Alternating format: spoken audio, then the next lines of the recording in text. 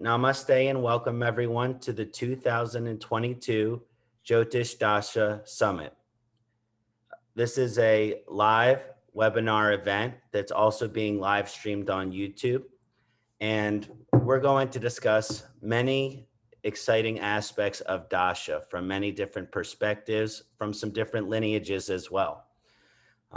We have a very esteemed panel of Sam Sadasiva Geppi, Dr. Arjun Pai, Freedom Cole, Eve Mendoza, and Visti Larsen. My deepest loved members of my Jyotish community, we're all here together to discuss the wonderful topic of Dasha. So before we get started, I just wanted to open up with some chants. I'm going to chant to Ganesh Saraswati, the eternal guru. Going to do a chant to Venus. It's a Shukra day. And chant to the Divine Mother and my Guru, Amma, Amritananda Mayama.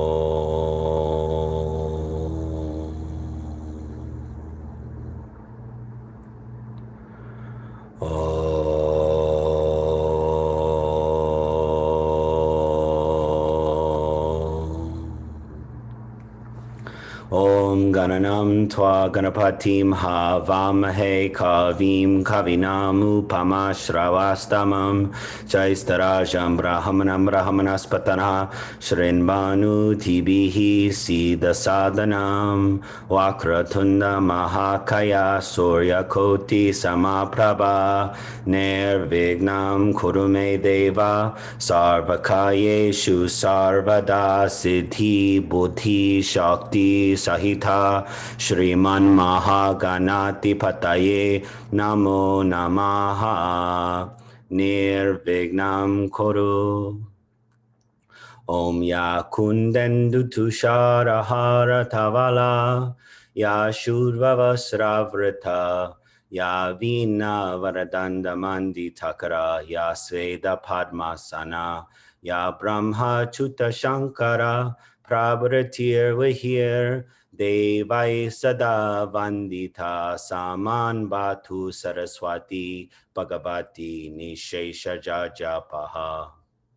Om Guru Brahman Gurur Visnahor Gurur Devo Maheshwaraha Guruhu Sakshat Param Brahma Tasmai Sri Guruve Namaha Tasmai Sri Guruve Namaha Tasmai Sri Guruve Namaha. Om Hima Kunda Mrinalabam Daichanam Paramam Gurum Sarva Shastra Pavaktaram Bhargavam Pranamam Yaham. Om Hima Kunda Mrinalabam Daichanam Paramam Gurum Sarva Shastra Pavaktaram Bhargavam Pranamam Yaham. Om Hima Kunda Mrinalabam Daichanam Paramam Gurum Sarva Shastra Pavaktaram Bhargavam Pranamam Yaham. Om Dram Dream Dram Saha Shukraya Namaha. Om Dram Dream Dram Saha Shukraya Namaha. Om Dram Dream Dram Saha Shukraya Namaha. Om Dram Dream Dram Saha Shukraya Namaha. Om Twameva Matacha Pitta Twameva Twameva Bandhu Chasaka Twameva Twameva Vijja Dravanam Twameva Twameva Sarvam Amriteshwari Namaha. Twameva Sarvam Amriteshwari Namaha. Twameva Sarvam Amriteshwari Namaha. Hari Om Namah Shivaya. Namaste. Welcome everyone to the Jyotish Dasha Summit. We're very excited for our event today. And without any further ado, I would welcome my beloved friend and one of my favorite teachers, Sam Geppi Sadasiva. Namaste. He's going to lead things off. Thank you. And Om Namah Shivaya to everyone. It's nice to see you, Kṣaṇāti, Freedom, Dr. Pai, Eve, and Visti. And we'll get us started here. I'm going to drop this link in the comments for people, this is a link to the manual. I'm going to share my screen here as well. Oh, can I share my screen, Kṣaṇāti? Give me permission there. Can you maybe make me a co-host or something? Is it possible?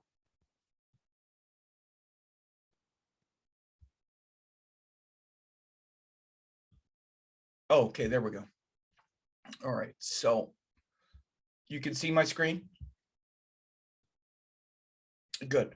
So so this is to the manual here, and you do see I have a couple links. If people want to get a full course that I taught on this, you can click that here, and you'll see that all of my esteemed colleagues here will have links to some, to some classes and stuff. And I encourage students that are here watching this. It's great to watch this, these presentations that we do, but we put a lot of time and effort into professional courses and whatnot as well, where people can go deep. So I invite the students that are, that are watching this to also, dive deep into this wellspring of knowledge. This is some of the most beautiful and amazing stuff you'll ever study. So a formal study of these subjects is also encouraged. But for today, so like if you click here, it says full course here, you could, click that and you would have a link to, get a full course. But what we're going to be talking about today, I'm going to be talking about the Vimshottari Dasha activation in the harmonic charts. Go over this sort of briefly, but deeply. I have some case studies of some modern things that have happened. The celebrity Joe Rogan has been in the news lately. I'm going to show his D10 and the karma's activating in his D10. Also, there's a congresswoman in US named Alexandria Ocasio-Cortez. I pulled her chart up. These are actually really quite random. I did it yesterday. I just grabbed a couple charts. These case studies really work on pretty much anything. I use these two because we have some good birth times and they're people that we know of, but I could really have used anyone. And they're, if you have a good birth time and you have dates. So I'm going to be showing some techniques that I've been using for, decades to really give accurate insight into the charts. But first, just to go over the Vimshottari Dasha is one of the most well-known, if not the most well-known Dasha. Most people, when they say my Dasha is, etc., they're talking about Vimshottari because that's the one that Parashara says is appropriate for anything and everything. So as it says here, karmas unfold in accordance to the dashas, that dasha sequence. They are the life lessons, but within those lessons, there are many influences that shape events and eventually show the specifics of the event that's happening. And there are many dasha systems in Vedic astrology that allow us to foresee the karmic events as they unfold here on Earth. But the most prominent is Vimshottari Dasha. It's a nakshatra-based system that uses a 120-year cycle where each planet rules a certain number of years, which is also broken down into sub-periods, also called bhuktis. The sub-periods are in the same order and divided relative to the dasha length below. For example, Ketu Dasha starts with Ketu, then moves to Ketu Venus, Ketu Sun. Everything is apportioned that way. So the planetary dashas in the Vimshottari Dasha scheme unfold in this order. And again, it's Ketu 7, Venus 20, Sun 6, Moon 10, Mars 7 years, Rahu 18 years, Jupiter 16, Saturn 19, and Mercury 17 years. So the first dasha length is calculated, if you're looking at a natal chart or really any chart, the first dasha length is calculated by the percentage the moon has moved into the birth nakshatra. Then the rest of the sequence would proceed from there. So for example, if the moon was at 640 Aries, that would be exactly 1/2 through the nakshatra of Ashwini. Since Ashwini is a 7-year dasha, you would then just cut that 7 years in half, and that first dasha length would be 3.5 years of the Ketu Dasha. Then the rest of the dashas would unfold from there. So it's pretty easy to see how this works. And by the way, let's be clear that in Vedic astrology, the zodiac is sidereal. Every Vedic astrology and astronomy text says Aries and Ashwini at the zodiac. It doesn't say Ashwini begins a nakshatra circle and then the Rashis begin on the vernal equinox or anything like that. They could have said that there. There was the opportunity in all the texts to say it, and they didn't say it because they knew that Aries and Ashwini are pinned together.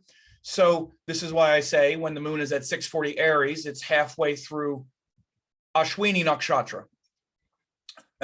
So when we look at the ripening of karmas in the dashas, there's some very simple yet precise rules for the dasha planets activating karmas. Now, this is a formula that I've been using. Of course, all the teachers here work in different ways, but when you study with a teacher, you see their methods, and you'll see my methods. And I've been doing these for at least a decade or more, getting them more refined.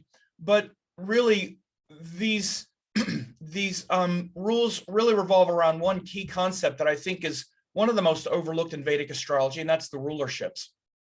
Everything we do, or at least everything I do in my system as it relates to precise Vedic astrology work, is going to revolve first around what the planets rule and their functional nature, not necessarily where they are. Like, many people jump right to, oh, Saturn is in the 3rd house, and they go right there, rather than Saturn is the ruler of ... right? So the rulerships really nail every chart as being specific. Once we have the ascendant, then all the signs become houses and the planets become rulers, and they have a functional nature, not just a natural status. So Jupiter is not just a great benefic. For a Taurus, it's the 8th and 11th lord, which is perhaps the most cruel planets based on its functional nature.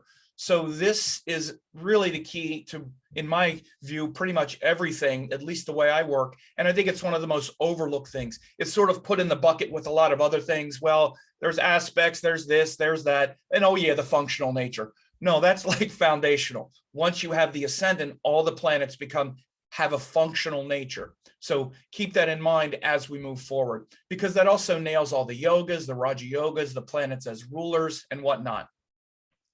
So again, I've been using this formula and fine-tuning it for more than a decade, making very accurate predictions as a result. And so I'm just going to tick through these rules, and then I'm going to show you this stuff in the case studies. So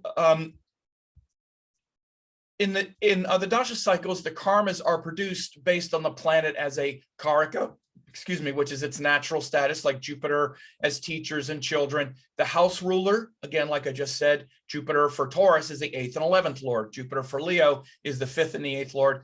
The dispositor, or the ruler of a planet in its sign, in the harmonic charts as well. The dispositor of a planet in its nakshatra, which is only applicable to Rashi chart. I don't think that nakshatras in harmonic charts, I don't use that. It doesn't seem scientifically sound. Some people do. I certainly don't. The only astronomical chart is the Rashi chart, and the planets activate the nakshatras. So again, if we're talking about Jupiter, that would be planets in Punarvasu, Vishaka, and Purvabhadra are also activated in a Jupiter Mahadasha or Subdasha. Okay, it's very technical. So Jupiter would rule Pisces and Sagittarius, and that's in all the Vargas. It also rules those 3 nakshatras. So whether you're in the Mahadasha, Subdasha, or whatever level you're analyzing, when you hit Jupiter, you first look at what it rules. Then you look at where it goes to see how it's activating or how it's expressing itself. So there's no hierarchy to that list. Look for a confluence of factors to see what the most prevalent issues will be. Pay close attention to when the Dasha Bhukti cycles line up, and the Bhukti planet is ruled by the Mahadasha planet. For example, a Mercury-Jupiter cycle with Jupiter in Mercury's sign, let's say Gemini, Virgo, or Nakshatra, Aslesha, Jyeshta, Revati, will be very active for showing major changes relative to what is indicated. So again, if you're in, like it says, Mercury-Jupiter, and Jupiter's in Mercury's sign, then the Mahadasha planet is ruling the Subdasha planet, and karmas get very active then. Then you'll see like the full effects. And that goes down to the tertiary level as well. And also perhaps in reverse, but it's mainly when the Mahadasha is ruling the Subdasha planet. Look for these factors in Rashi and harmonic charts. Look for planets that are both karakas and house rulers to impact with more force. For example, Jupiter is both the karaka of children and the 5th house ruler for Leo. So Jupiter dasha for Leo or Scorpio, where it's both the 5th lord and the karaka, is going to really activate that principle. Look for 2 or more of these factors. So for example, both the karaka and the house ruler to be active in Mahadasha and Subdasha. For example, the 5th lord and Jupiter really going to activate children or creativity. And again, all these factors you would also look at in the harmonic charts. Planets activate the Raja yogas they participate in, as well as those influences. The nodes only rule nakshatras, at least in the way that I'm working here, but also give their results per their yuti or their conjunction with the Bhava Lord. This is right out of Brihat Parashara Horasastra. That's the main way that the nodes give their karmas. If there's no yuti, then the ruler becomes important. And this is especially important in Vargas as there are no nakshatras. So again, I know that, especially according to Jaimini astrology, Ketu rules Scorpio, Rahu rules Aquarius. I don't really use that in this system, in the Rashi chart. And of course, but they do rule the nakshatras. So again, this becomes very significant in the dashas of the nodes. When people have planets in the nodes, in the Rashi chart, they become very prominent then. This is when you really see the results when someone's in a Rahu Dasha, Ketu Dasha, because they don't rule Rashis, they only rule nodes. You really see that force jump out. And if they don't, then you look at, and they're not joined planets, then you just look at the ruler. For example, I had my Ketu Dasha years ago. It doesn't rule anything. It's not joined anything, but its ruler, Jupiter, is in Pisces in my 10th house. So the Ketu Dasha just exploded with me teaching and whatnot. So that's how you would see that principle. So in harmonic charts specifically, which we'll be looking at, evaluate the Karaka in the Varga chart. Again, this is very important. Venus Dasha in the D9, Sun or Saturn in the D10. So again, if someone is in the Venus Dasha, you want to look at the D9 a lot because Venus is the Karaka of that harmonic chart. Pretty easy to see, right? Saturn Dasha, look in the D10 because Saturn is the Karaka of the D10. So look and see what it's doing during that Dasha cycle, or of course, the sub Dasha, or whichever level you're evaluating. Notice the chart ruler in the Varga. For example, in the Sun Dasha, a Varga that has the Leo ascendant. So again, this is going to really activate that Varga, right? Again, even if it's not the Karaka or what have you, always use the Dasha cycle and look and see which Vargas does it rule, particularly if it's one of the prominent ones like the D9 or D10, which show our relationships and our work. Notice important house and house rulers in the Varga. For example, the 7th ruler in the D9, the 10th ruler in the D10. We're going to see this in these case studies. Again, pay really close attention. So if the D10 is ruled by Scorpio, right, then, or if it's a Scorpio ascendant, then the Sun becomes the 10th lord in the D10, right? Venus becomes the 7th lord in the D7. So you look at both the Karaka and the house ruler in the Varga. They become very important. And the planets also retain their nature as rulers and Karakas in the Vargas. So Jupiter is still Jupiter. It still brings teaching, inspiration, purpose. So again, you want to look at the planets that are ruling those important houses or ruling the rulers. So for example, the planet that rules Venus in the D9, if Venus is in Pisces, then Jupiter in the D9 is going to be very powerful because it's ruling the Karaka in the Varga, for example. So, and there's a few overlooked factors that also must be considered, as it says here, the functional nature of each planet. Again, none of these rules go away. As a ruler, every planet is, you have to look at the planet as a ruler, as a functional benefic or malefic. You look at yogas, especially classical Raja yogas, which are angle and trine lords intermixing. Dignities of planets always there. And again, this is in Shadbala, it's in Vimshottari, it's in all of that, the dignities of the planets in the harmonic charts aspects. Some don't consider that in Vargas, but I do, and it's based on this research. I think there's a sound reason to use aspects in the Vargas. Also, exchanges are very important, what's called Parivartana yogas. So if we look at some of these principles here, we can look at Joe Rogan here. He's recently had a lot of stuff happen. You can see, I just looked at this chart, I pulled it up, and his contract with Spotify, if you don't know, he's a well-known podcaster. He might be one of the most famous people in the world now. And in the middle of 2020, he signed a huge contract with Spotify that paid him like $100 million right when Saturn Jupiter started. He's just recently had a lot of controversy where Neil Young pulled his music off Spotify. That was in Saturn, Jupiter, Venus. We're just going to be looking at the D10. And he's about to go into Saturn, Jupiter, Sun here in a few weeks, actually. And I said destruction ahead. So I have a brief synopsis here at the bottom that says, and so we're just looking at the D10. Now, Saturn is the ruler of the Karaka. The ruler and the Karaka of the career. So it's the ruler of the D10. So again, Saturn Dasha is going to be big in his D10. And if you go back and look in his chart, when his Saturn Dasha started, that's really when his career really took off and he's become the most famous. There's going to be a huge focus on that. It's the ruler of the D10, right? Jupiter is in the 10th and also the indicator of an inspiring leader. So again, we're looking at Saturn, Jupiter. Jupiter actually goes into the house in the Varga. So again, this is another thing to really look at. The D10, the 10th lord in the Varga is going to be important. What's there? Well, the subdasha planet is there, right? It's also there with the moon. Now, Saturn, Jupiter, Venus fully activates this 10th house because Venus is the 10th lord in the D10. So it's also, again, so we not only have the Karaka activated in the Varga, not only is Saturn active, but at this tertiary level of Saturn, Jupiter, Venus, like right now, Venus, the 10th lord, is also really active. And Venus is ruling this Jupiter moon in the 10th house. And if we look in the D10, Venus is in the 2nd. Again, we can just analyze his career based on this chart as well. So I'm getting through this really quick so I can show you these rules and show you how the karmas ripen. But again, you can see his work in broadcasting, in communication and whatnot, shown by the 10th lord in the 2nd, shown by Jupiter, which is the 3rd lord, which also has to do with media and speech. Also in the 10th house, his relationship with the public, which is the moon in the 10th house with Jupiter. So all of this stuff, also the ups and downs, he's had a lot of different work. So right now, this Saturn, Jupiter, Venus, if we go to the 3rd level, is really activating his work in a fully developed way. And so we're seeing this big focus. He's probably more famous now than he's ever been. And this is one of the biggest things with the D10 is also fame and impact. And we see this with Saturn, Jupiter, Venus now, perhaps more than in any other time. And I think there might be some destruction ahead because this sun is the 8th lord. Saturn, Jupiter, sun is coming next, and the sun rules the 8th house. And I think there's going to be a big shift ahead where maybe he'll get dropped or he'll take a sabbatical or break or something like that.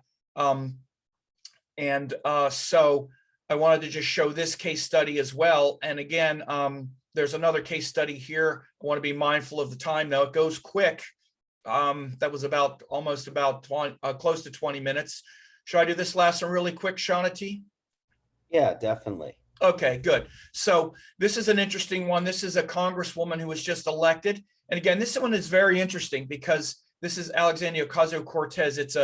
She's a U.S. congressperson, very sudden victory. She's very progressive and young from New York. And her victory in 2018 was very sudden because she defeated a well-known New York congressperson who was on all these committees. He'd been around forever, and she came out of nowhere and won. Now, she was actually elected. The actual election to Congress was November 6th of 2018. But you could see that in July of 2018 is actually when the Ketu sun happened. But she actually won the primary, which was really the most important victory during Ketu Venus. That's when she defeated the incumbent in a Democratic primary and came out of nowhere and won. So you can see Ketu sun, and again, this is her D10. The ascendant is Aquarius. And again, you can just read the chart. This is a very inspiring young congressperson. This is Aquarius, wanting to do good for the world. Again, the sun is what makes someone the king, or in her case, the queen. So in Ketu sun, she actually became elected, but in Ketu Venus, this is when she was campaigning, going door to door. She's this inspiring, young, attractive woman, very Venus-like, very friendly. And so again, for an Aquarius person, Venus is the 4th and the 9th lord. She literally went around knocking on doors, winning the old-fashioned way. So in her Ketu Venus, what she was living at that time was that kind of life. She hadn't really won yet.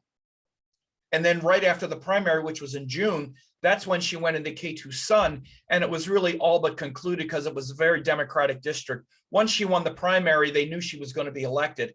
But all of that Ketu Venus, before she was even actually elected, you could see Venus is in the 9th house.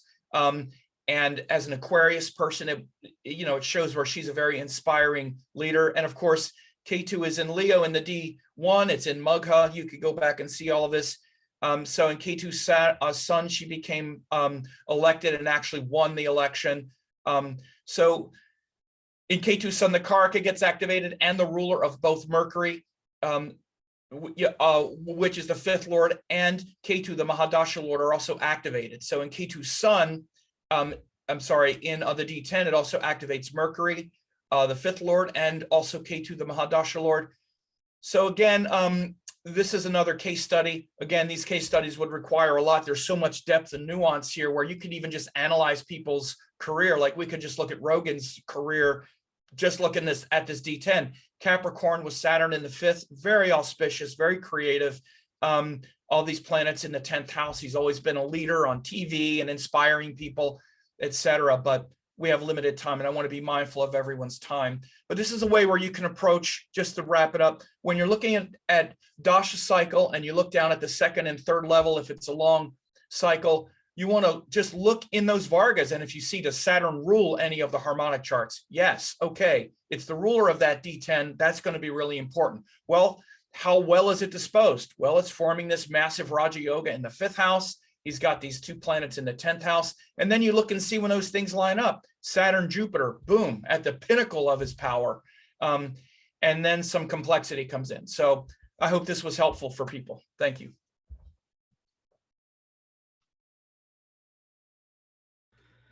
Thank you so much, Sam. That was a fantastic elaboration on Vimshottari Dasha, specifically in relation with activation through Vargas. Really, really awesome research there. I wanted to give the rest of a panel an opportunity to respond if perhaps there's any comments or insights or questions for Sam.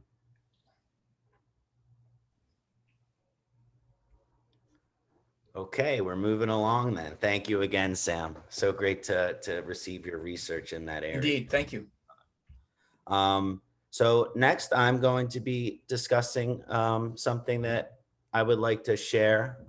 So let me just share my screen with all of you. Thank you for your time and attention.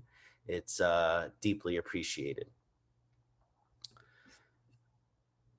So these are all my lovely friends who are here today with their smiling faces. I hope I got some good pictures. So basically, one of the things that I'm going to be focusing on today, let me just fix my speaker view here. There we go.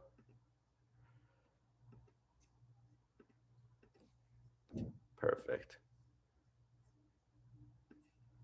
Excellent. I don't know, why is it showing Sam? I don't know why it's doing that. I was trying to fix this here. There we go. That should do it. I see your screen fine. Okay, great. And me? I see all of us and your screen. Okay.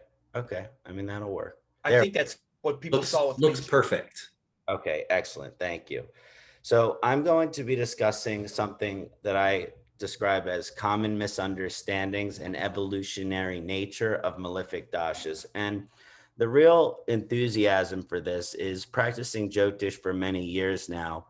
A lot of clients come to me with what I call Jyotish PTSD, which is basically they come to me traumatized from a previous session that was kind of doom oriented, where they had fear instilled in them.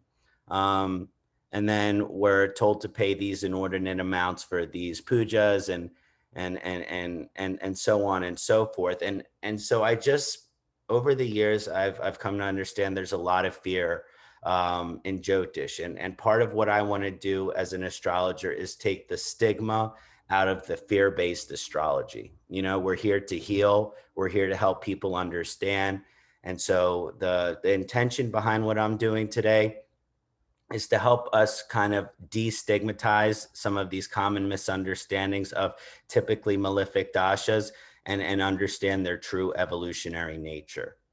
So the premise for this presentation is to move away from this fear. So one of the things is, even though the primary three krura or cruel grahas are Sun, Mars, and Shani, and then there are also mentions of tertiary to that of Moon, Rahu, Ketu, and Mercury as also having this cruel or malefic energy as well. But the first level of malefic planets are Sun, Mars, and Shani, are these top tier, as I call them, Krura grahas. But I've noticed in my research that people aren't nearly as afraid of their Sun Mahadasha or their Mars Mahadasha as they are of, for example, Rahu and Ketu. So why is that? There's a stigma going on here. So that's what I wanted to point out. So I'm going to focus on what I understand are the three most feared planets, the three most feared dashas in Vimshottari Dasha, which are Saturn, Rahu, and Ketu, and dispel some of this stigma and understand their true evolutionary nature. So this is some of the things that I commonly hear about Saturn Dasha when a client comes to me wanting to know about their Saturn Dasha. 19 years of this? Am I going to get sick? Will everything I start just be totally concentrated with delays, failures, and obstacles? Is one of my family members going to die? Am I going to be depressed for the next 19 years? I've heard all of these things. So Saturn is a traditional top tier Krura graha. I mean, most astrologers will tell you that Saturn can act cruel. But there's a lot of misunderstandings here. You know, even though this planet has potential for malefic effects, all of the planets are divine. So can we understand their divine nature, discuss, okay, well, even if an effect is malefic, why is it malefic? I want to bring respect to Saturn, but not as much fear. So it is commonly misunderstood about Saturn that we don't obtain our desired result. If we want something and we're in Saturn Dasha, it's not going to happen. We want to get married, it's not going to happen. This is a misunderstanding. This is a falsehood. One of the Sanskrit names of Saturn is Naisargika, which means that which moves slowly. And so Shani delays, but doesn't necessarily deny, and sometimes guarantees the aim of like activated if we do the proper approach. If we really honor Saturn properly during its dasha, instead of removing that thing which we want with hard-earned effort and discipline, it can actually help us obtain it. So it goes to the old adage, Saturn is a planet that delays, but it doesn't deny. Saturn denying is kind of a misunderstanding about Saturn Dasha. It is also commonly misunderstood about Saturn that in its Dasha, you're going to get sick or our loved ones are going to die. There's a lot of fear around sickness and death when it comes to Saturn.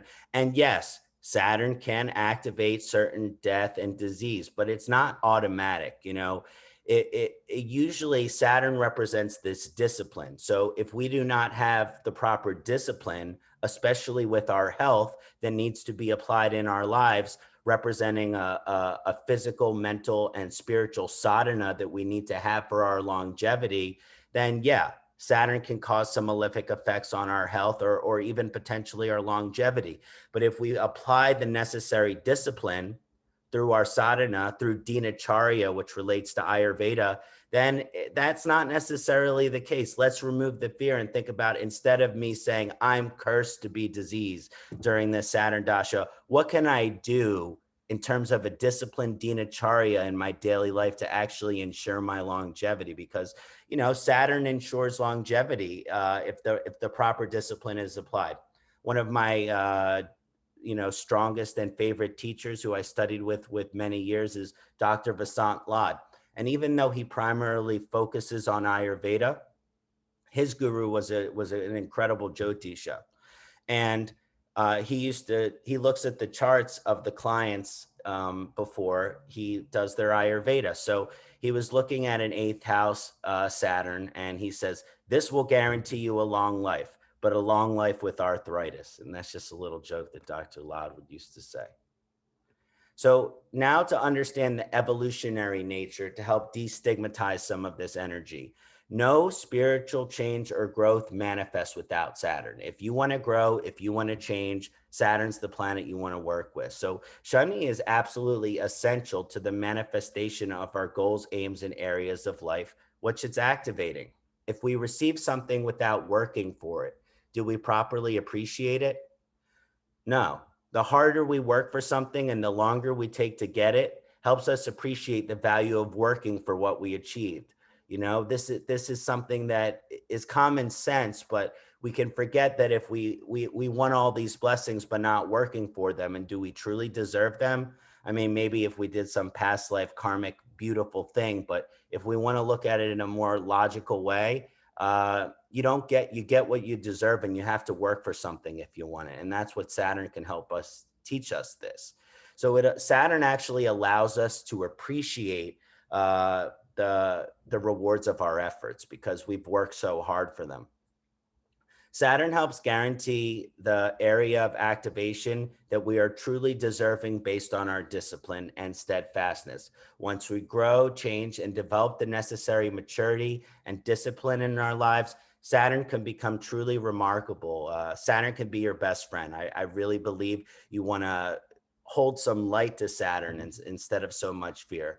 And then Saturn is also called Mahakala, Maha, great, Kala, time. So the great time and the Lord and controller of time. So our perception of time in terms of the general human condition is connected to our desires and our will. So this means when we wish to achieve our goals and manifest our vision, which for most people is in the immediate future. We as humans go out in the universe perpetuating to assert our individual will on this universe by achieving our goals as it relates to our perception of time. I want, I just started working this job, but I need a promotion. I'm only making $30,000 a year. I need to make $100,000 a year. I'm having trouble in a relationship, but I want to get married. I want to have kids by the time I'm 27 years old. There's so many examples of how we try to assert our will on the universe. So Saturn, from an evolutionary perspective, pushes us to surrender our control of time, which is our will, our individual ego, to become patient and disciplined as we come to understand divine time, which I believe to be God's will. In this way, we can understand Saturn as the deliverance and activator of God's will, which can be parallel to our will and our perception of time. So in this way, Saturn Dasha helps us understand God's will for us. And, any spiritual person out there, we have to take our individual will out of it and pray and desire and want to be in alignment with God's will, which is also letting go of our perception of time, which relates to our desires. So that's just a little elaboration on Shani Dasha to help destigmatize the fear and discuss what's really going on during Saturn Mahadasha. Okay, how about Rahu Dasha? I mean, there's people joke, Rahu, you need a group to all get together, like a 12-step program for Rahu. And I mean, if there's any planet that I want to destigmatize actually more than any other, it's Rahu. I mean, that's my energy as a person, is to destigmatize Rahu. There is an highly evolved, beautiful aspect of Rahu, which we all should desire to get in touch with. These are some of the things I hear about Rahu Dasha. 18 years of this. Will I never find my passion? Am I going to be stuck in a rut forever? Am I going to get divorced? Will I obtain material security? Will I be deceived, abused, lied to, maybe manipulated? So some of the common misunderstandings of Rahu Dasha, it is commonly misunderstood that in the entirety of our Rahu Dasha, we're just going to be stuck in this Maya illusion, this rut, this dark tunnel with no light in it. That we will constantly be struggling to understand who we are, and we're just lost and wandering aimlessly. It's certainly true that from a karmic perspective, Rahu Dasha activates like this dharma versus adharmic paradigm, I call it. And we can only understand our true nature and dharma by being incorrect about it and walking the right path. I mean, that's the best way. So it is actually through the illusion that we find the light. How do we know something is false unless we experience it? So in this way, Rahu is actually the greatest gift to our Dharma. And why Jupiter Dasha, comes after Rahu Dasha, what is that energy? You know what I mean? It's a Dharma and then Dharma. So it is also commonly misunderstood that the good things we have in life, as we get into Rahu Dasha, that they're automatically going to become destroyed and taken away from us. They're like, people come to me, they just started their Rahu Dasha, but I'm married. Am I going to get divorced? I have this job. Am I going to get fired? And personally, I think that's more likely during Ketu. This is totally a falsehood, because if we are living in our Dharma, despite the challenges of a Dharma, or we'll call them temptations to a Dharma, standing outside of yourself, we will not lose the good things in our life. If they're dharmic, they're not going to leave. Doesn't matter what dasha it is. If it's dharmic, it's in alignment with you. For example, if our marriage is dharmic and we are living a dharmic life, Rahu will sustain the marriage and probably making it exciting. You're going to travel the world with your partner. You're going to do all these fun and exciting things. It's not something to be so afraid of, unless you're standing outside of your dharma and committing, these things which go against your true self, or we might call them in Sanskrit prajna parad, which means crimes against your own inner wisdom, which are inherently adharmic. So, but here's the thing: if the marriage is adharmic in its nature, the person is taking advantage of you, or it's an unhealthy, unevolutionary relationship, then yeah, it's possible that Rahu will cause a separation. But that's inherently a blessing, because even though a relationship is convenient and we never want them to end, if it's adharmic, why would you want it in your life in the long run anyway? I mean, that's a question you have to ask yourself. So just to understand a little of the evolutionary nature of Rahu Dasha, the evolutionary nature of Rahu Dasha is to reveal to us exactly who we are and why we're here. I truly believe that. By the time you get to Jupiter, you should already have some understanding of that. Unfortunately, the most certain and powerful way to do that is for us to be walking outside of swasta, which means to stand in your own true self, for some time, in order to realize that it is not what we truly need or want in our lives. In ancient texts, Rahu has been described as the controller of the directions. This concept is often forgotten, but understanding that Rahu Dasha is to reveal to us our true path in the most hard knock of ways, which is why Rahu in its most evolved form is extremely austere and spiritual. Because when you have to go through a dharma, when you have to go through pain and suffering to figure out what your dharma is, you're going to be serious about it, and you're not going to give it up for anything else. You're going to stand with sincerity and austerity and dedication to that dharma, because you know what it's like to be disconnected from your true self. Illusion can also be a tricky thing, because unevolved and immature Rahu manifests as a perception that our desires are what we need, and that once we get them, our soul can finally experience some reprieve. As soon as I get what I want, I'm going to be fine. As soon as I have enough money, as soon as I'm famous enough, as soon as I reach this weight, as soon as I'm in relationship with this person that I desire, everything's going to be fine. That's the nature of illusion. The head without any body is always craving satiation through external means, which that's illusory in itself, because the soul's true contentedness comes from within. This is called serenity, a state in acceptance and peace with what is. Happiness is not always having anything you want. Serenity, inner peace, comes from acceptance of what is. Rahu can often represent the attainment of power, wealth, and fame, but without humility and austerity, there is no contentedness with worldly gains. How often do we hear of the person who has $1 million and then they get addicted to heroin, or they kill themselves, or all these tragic things that, wealth does not lead to happiness. It can actually make it much more challenging, because the more you have, maybe on an energetic level, the more it takes for you to experience contentedness. That's illusion. The true evolutionary nature of Rahu Dasha reveals to us that our desires, once satisfied, may not be what we thought they were.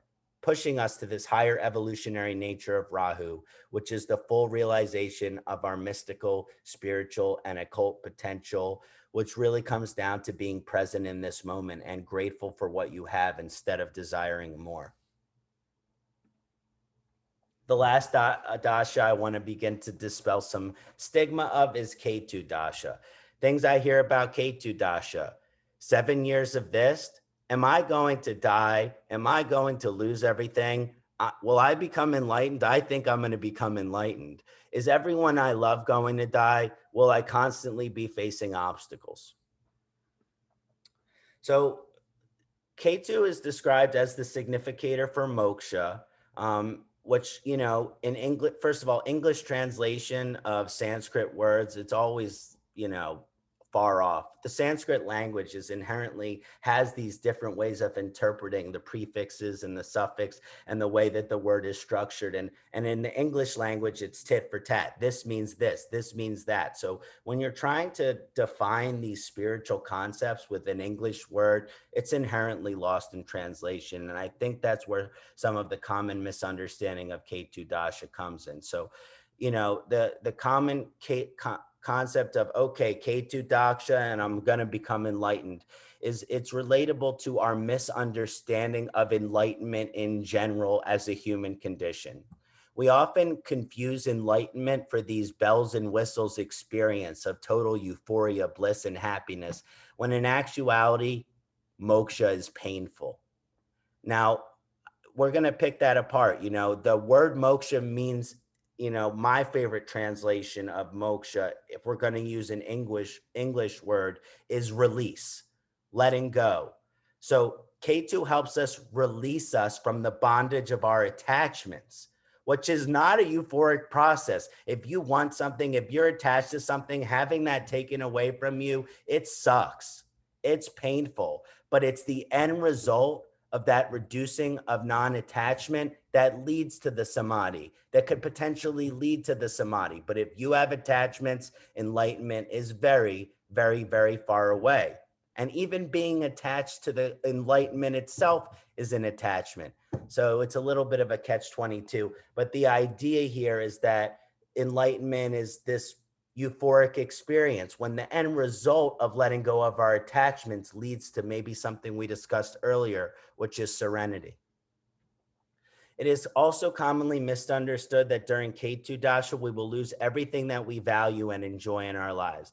It's not false that Ketu removes things, right? We talked about release, but Ketu is blessing us when it does that, right? So Ketu's primary concern is that our soul is on this path to moksha, that the lessons of our samskara, our previous incarnations, continue to be evolved and integrated as we prepare for our samadhi and mahasamadhi to end the cycle of reincarnation.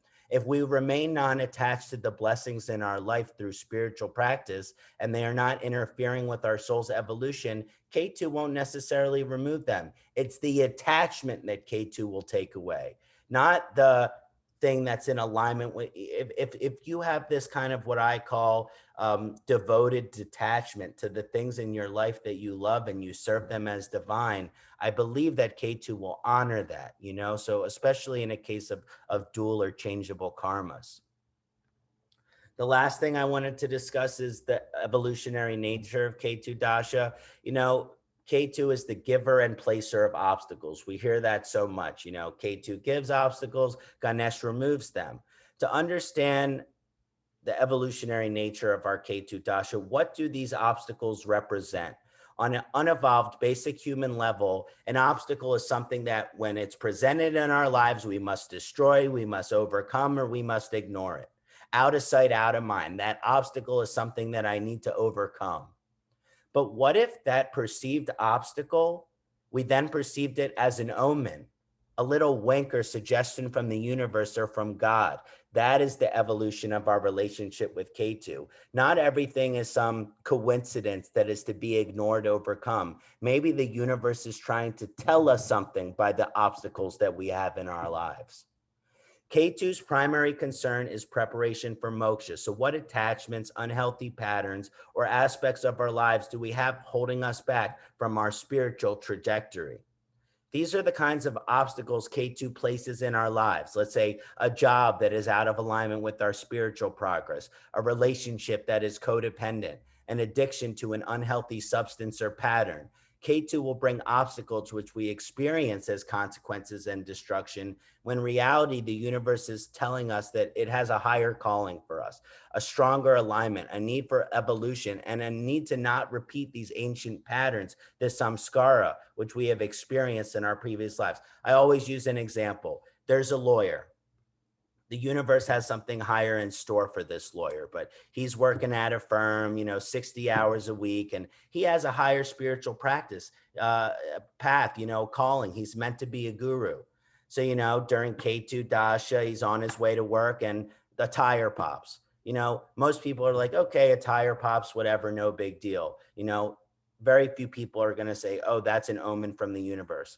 Then the second day, a week later, he's driving to work during his K2 Dasha, and all of a sudden the transmission in the car fails, and he's on the highway in the left lane, and just in time he gets over to the right lane before he's in a car accident. It's a little weird, maybe someone who's spiritual will potentially see that as an omen, but your average person is going to say, oh, my car's messed up. You know what I mean? He was already thinking about leaving his job, but he likes the convenience of it. He then takes the company car because he got the company car. He's taking it to work another week later. Next thing you know, he wakes up in the hospital on IV with his arms and legs casted. While his arms and legs are casted into the hospital, he gets the teachings of Patanjali, he gets the Yoga Sutras, he gets the Bhagavad Gita. Maybe he gets, other powerful spiritual books, and he decides, you know what, I'm going to go to India.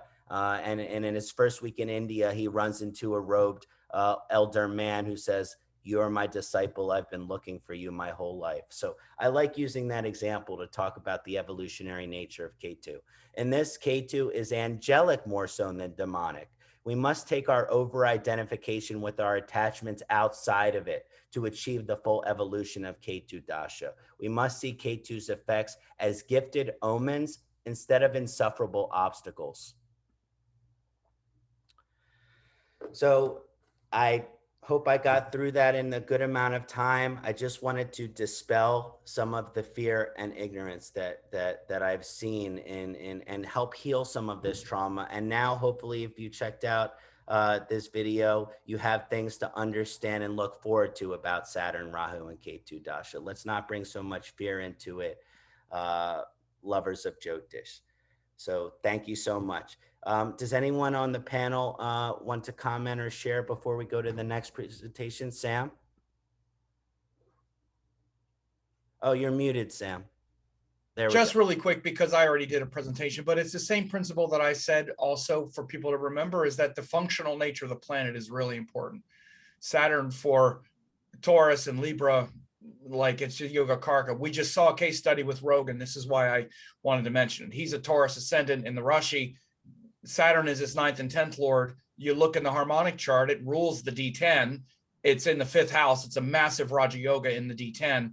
Tell him his Saturn Dasha hasn't been powerful, at least for what it's trying to do. It's both the Karaka of career. It rules the D10. It's forming a crazy Raja Yoga in that chart. And the whole Dasha has been very fulfilling for him. So the functional nature of the planet as well, just like Mars for, Cancer and Leo or whatever, is everything. It's like they don't get anywhere without the power of Mars, right? He's the man with the spear. So the functional nature also is a more elevated way to see how that evolutionary process is going to play out. It's harder for the evolutionary process to play out when it's a functional malefic like Mars for Gemini or Virgo. It's much harder for that higher dharmic quality to play out, because it doesn't rule those dharmic houses. But when the planets rule the dharma houses, when they rule either the 1st, 5th, or 9th houses, those planets themselves become dharma lords. So that's the nuance I would say, especially about the planets. Their functional nature is really everything. That's what I would add. But excellent presentation. I just wanted to add that point of clarity, because it also is what I said in my presentation as well. And we saw the case study. Yeah, definitely. The functional nature is absolutely essential to see how challenging or easy it is to get those higher dharmic aspects. You know, my ruling planet, Saturn, and the Saturn Dasha has been incredible for me. It's been Right. challenging, but it's led to me understanding why I'm here. So I'm just And really. Mars would be more challenging. I always also kind of carve the zodiac in half because for half the ascendants, Mars is that natural malefic that's a functional benefic. And for the other half, Saturn is that natural malefic that's the functional benefic. So it goes half of the signs, that the fire and the water signs, Mars is a Dharma planet. For the earth and the air signs, Saturn is a Dharma planet. It's pretty easy, but very powerful to remember. Any other comments, beloveds? Okay, great. So next, I would like to present Dr. Arjun Pai, who's going to talk on Nadi Nakshatra Tribhagi Dasha system, which I'm very excited to hear his research. Always love having you in these events, Dr. Pai. Welcome. Thank you. Thank you, Kṣaṇāti. Today I'm going to talk about a dasha technique, which I learned from the late Professor A.V. Sundaramji. He's also mentioned about this technique, which is a Nadi Dasha progression technique. And he's mentioned it in his book as well, Insights in Nadi. And I learned from him this technique as well, personally. So there are many layers to this technique, but I will talk about the basic layer that I learned from him, and then I've innovated, and today I'll just stick with the first layer. There are multiple layers, but the concept of this Nadi Dasha system, which I have coined the name as Tribhagi. There is also another Tribhagi system. It is not based on that Tribhagi system. This is based on a Nadi concept. And what I loved about this concept is it is based on the principles of the trines or the trinity. So everything what we see when we are talking about this is a nakshatra based dasha system of Nadi. And we'll appreciate this technique because everything you see, we have the concept of Trinity, which is Brahma, Vishnu, Shiva. We also will see in Shiva Mahapuran, we talk about the three cities, the three flying cities were called as Tripura. And Shiva destroyed all the three cities together, and that's why he's called as Tripurantakari as well.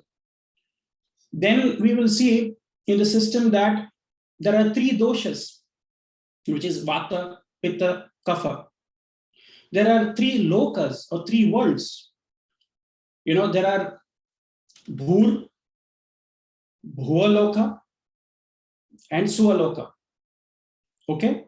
Then we have three states of a Rashi: Chara, Sthira, Dviswabhava, or Ubhaya Rashi. Like we have movable or cardinal, then we have fixed, and then we have mutable signs. We also see that Vishnu took 3 steps to assume all the 3 worlds. We also see there are 3 phases of our life: young age, middle age, and old age. Similarly, there are 3 gunas: Rajas, Tamas, and Sattva. We have 3 deha types. There are 3 types of bodies, which we say Stula Deha, which is physical body, Sukshma Deha or Sukshma Sharira, which is subtle body, and Karana Deha, which is causal body.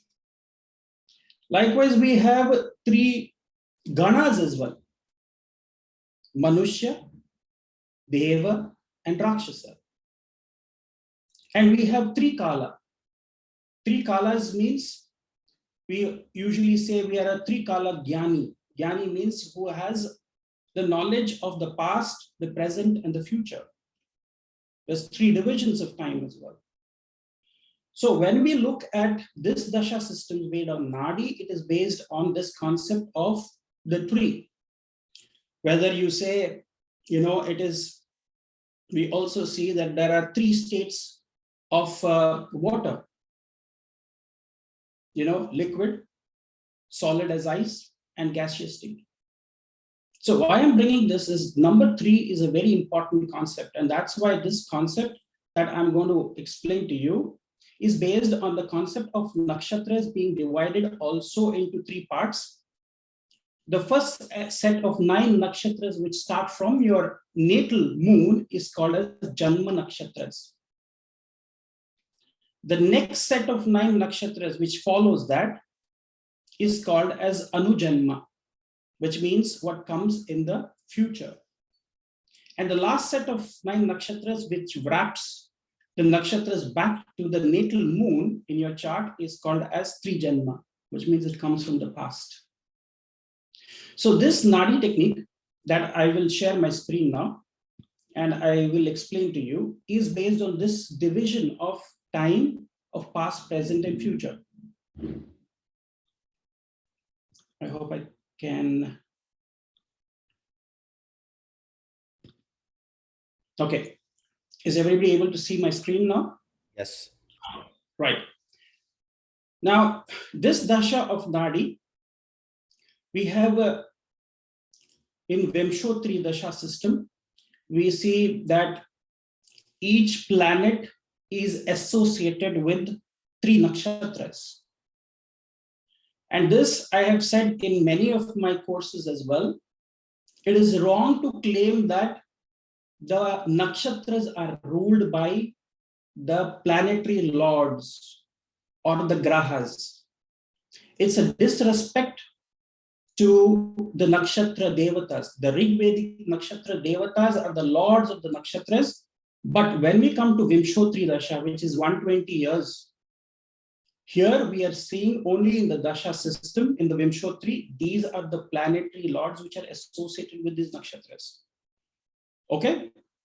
Only in the dasha of Vimshottari, because when we change the dashas, what Parashar Rishi is given, the conditional nakshatra dashas, then the planetary lords are going to change. So don't fix these lords to the nakshatras. That's my thing. Now, we are talking specifically of the 120-year nakshatra Vimshottari dasha system here. So here in this system of Vimshottari, Ketu is associated with, Ashwini, Magha, Mula, and the Vimshottari dasha period of Ketu is 7 years. Now, this system is very easy to understand, and that's why I took this system to explain, because all you do is you divide the nakshatras or the Vimshottari dasha period into 3 parts. So if you have 7 years, each portion or each part would be 2 years and 4 months. Or we can say they are 28 months. Because, I'm talking about Ketu, 7 years would be divided into 2 years, 4 months each. And that means in terms of months, it would be 28 months. So this technique, what it says is, when you start with the Vimshottari dasha of a particular planet, observe where your natal moon is in your chart, in the Rashi chart. Then from the natal moon, look at the first nakshatra associated with that graha in the Vimshottari dasha. So let's say example, moon is in Bharani nakshatra in your natal chart. And let us say we are looking at the dasha of Vimshottari dasha of Mars. So we know Vimshottari dasha of Mars is 7 years. So the first Mars associated, nakshatra, which comes from your natal moon, from Bharani nakshatra, would be Mrigashirsha nakshatra. And Mrigashirsha nakshatra is given a time period of 2 years and 4 months, because the entire dasha of Mars is 7 years, and I'm dividing it into 3 parts and I'm assigning those periods to each of the nakshatras which are ruled by Mars. So from the moon, the first dasha of the Vimshottari Dasha Lord is what you want to assign. So Mrigashirsha in this example I'm giving you would be having 2 years, 4 months. Now, the technique here is that would be 28 months. So if I have to divide further, Mrigashirsha Nakshatra into 4 parts, because there are 4 padas for each nakshatra. So that means Mars would Mrigashirsha Nakshatra, each pada would be active for 7 months. Okay, so the easy thumb rule to remember this dasha progression is, let us say you're looking at Venus. So when the first nakshatra of Venus from your natal moon is active, okay, the first pada of that nakshatra will be active for 20 months. If it is Saturn, it would be 19 months. The first pada, the second pada 19 months, the third pada 19 months, and the fourth pada 19 months. Understood? So what I would look is I would make that as the ascendant in the chart, and I will study the entire D1 chart, and I would also look at the Navamsha to see what are the results of that dasha and that period. Of course, the flavor of the nakshatra would be also to be studied. Okay, all the themes of that nakshatra will play out. Plus, I would make the lagna of the nakshatra. The same example I'm saying, moon in your natal chart is in Bharani nakshatra, and you are looking at the Vimshottari Dasha of Mars. The first nakshatra that would be activated, for 2 years, 4 months would be Mrigashirsha. So the first 14 months, because the first 2 padas will fall in Taurus of Mrigashirsha. So I would make Taurus as the ascendant, and I would read the chart. The flavor that I get for that dasha period is connected to Mrigashirsha, and the flavors of Mrigashirsha will come in. Okay. Then the next thing is what I do is the first layer I'm talking about. You can further progress that dasha by dividing that period of that nakshatra further into 12 parts. And each rashi, I will keep progressing from that point. Okay. So if you're looking at Mars, this is what, it's not given in his book, but this is what he told me when he was teaching me. He said, the first dasha of Mrigashirsha will activate Taurus for 2 years, for 2 months. Then what he does is he will go to the next pada. And again, then he will progress it to Gemini, then he'll progress it to Cancer, and so on and so forth. Okay. So essentially what is happening is each pada, for the period of each pada, okay, there are 3 rashis that will be covered. For a period of each nakshatra pada, he will progress 3 rashis from the point where the nakshatra would be activated from. So for the same example from Bharani, so what he would do is for the first Mrigashirsha nakshatra first pada, so 2 months and 10 days, it would be Taurus. Then next 2 months, 10 days would go to Gemini. Then next 2 months, 10 days would be going into. So 7 months of each pada would be further, he would go and progress, and he will see how is the influence of these, what planets are sitting there, how they will influence during that period. Now, there is also what you have to see is how are the major planets and their transits can also influence this dasha. For example, Jupiter, Saturn, Rahu, Ketu, and their transits over these nakshatras. So we are looking at, for example, the Dasha of Mars, Vimshottari Dasha of Mars. So whenever any of these planets, which is, major planets, or the Dasha Lord, the Antar Dasha Lord, or Pratyantar Dasha Lord, when they transit through Mars's nakshatras, then you can see some very important events that pan out in their lives. In Gochar, if you look at the Dashanath, the Antar Dasha Lord and the Pratyantar Dasha, if they are entering the nakshatras of the Vimshottari Lord, then also you would see some important events that can pan out in their life. So now to come to look at what is the past, present, and future. Now this is, I'm taking a snippet from his book. So what he says is, as an example, if in the first part, 1/3 part of that dasha, whatever events are happening will be reference to something coming from the past.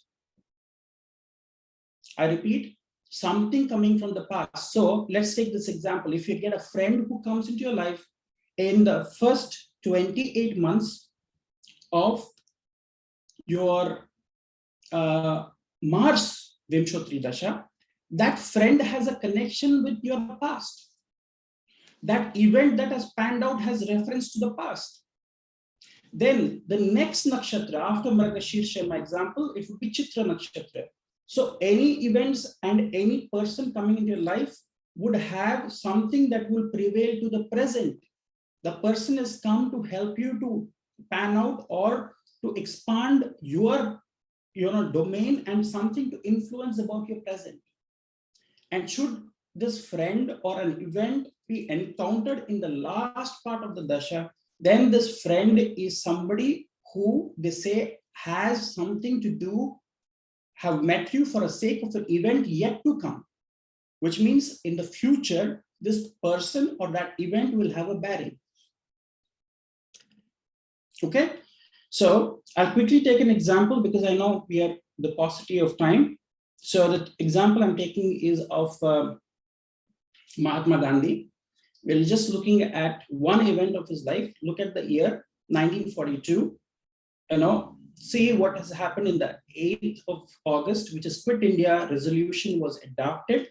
And, Gandhiji, the very next day after Congress working committee took this, he and the Congress working committee members were arrested and Gandhiji was imprisoned. So let us see if this event can be seen. Let me stop sharing my screen and let me bring up Jagannath Hora to show you this event.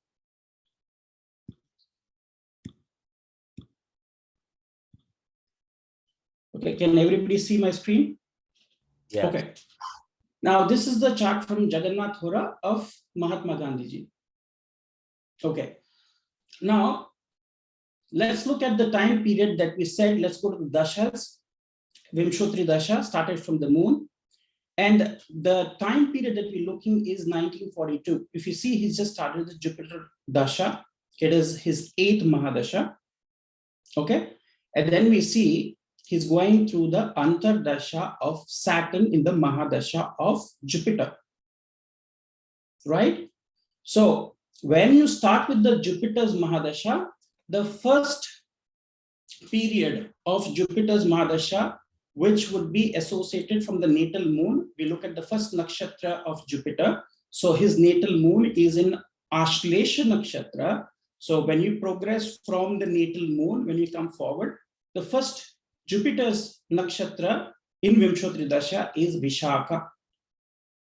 So Vishaka Nakshatra would be active for 5 years, 4 months of the entire period of 16 years of the Dasha of Jupiter. All right. So now when we divide it, we will see that Vishaka Nakshatra first pada would be active for 16 months from the Dasha period starting. So when this event happened, he is running through Vishaka Nakshatra second pada, which is in August 1942.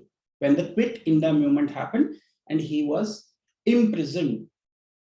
That was the first greatest event that happened in India's independence from the British Raj. I mean, there are many such things that have happened in the past, but this was, the impact was very, very great. So 1942 was a great event.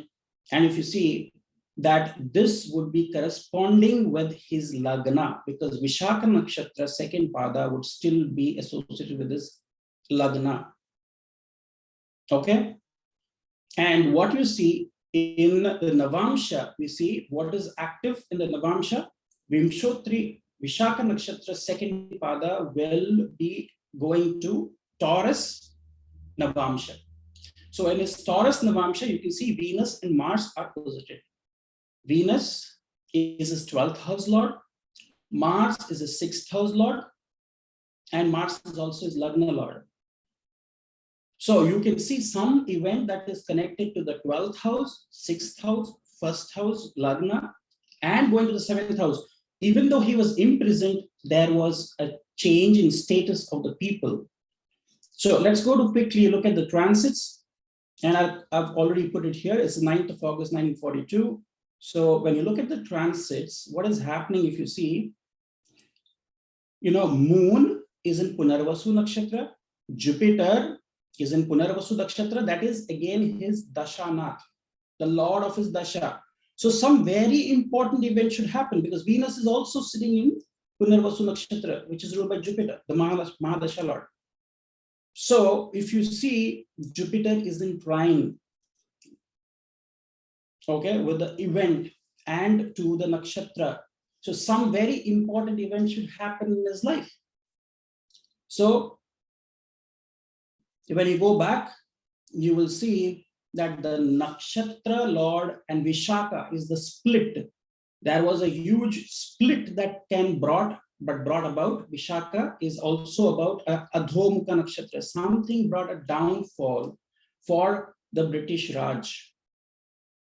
There are many layers to this, but today I think because of the paucity of the time, I just wanted to share this technique, which is a very, very important technique where you can see what is happening from the past. And this event of Gandhi's life has a bearing to his past life.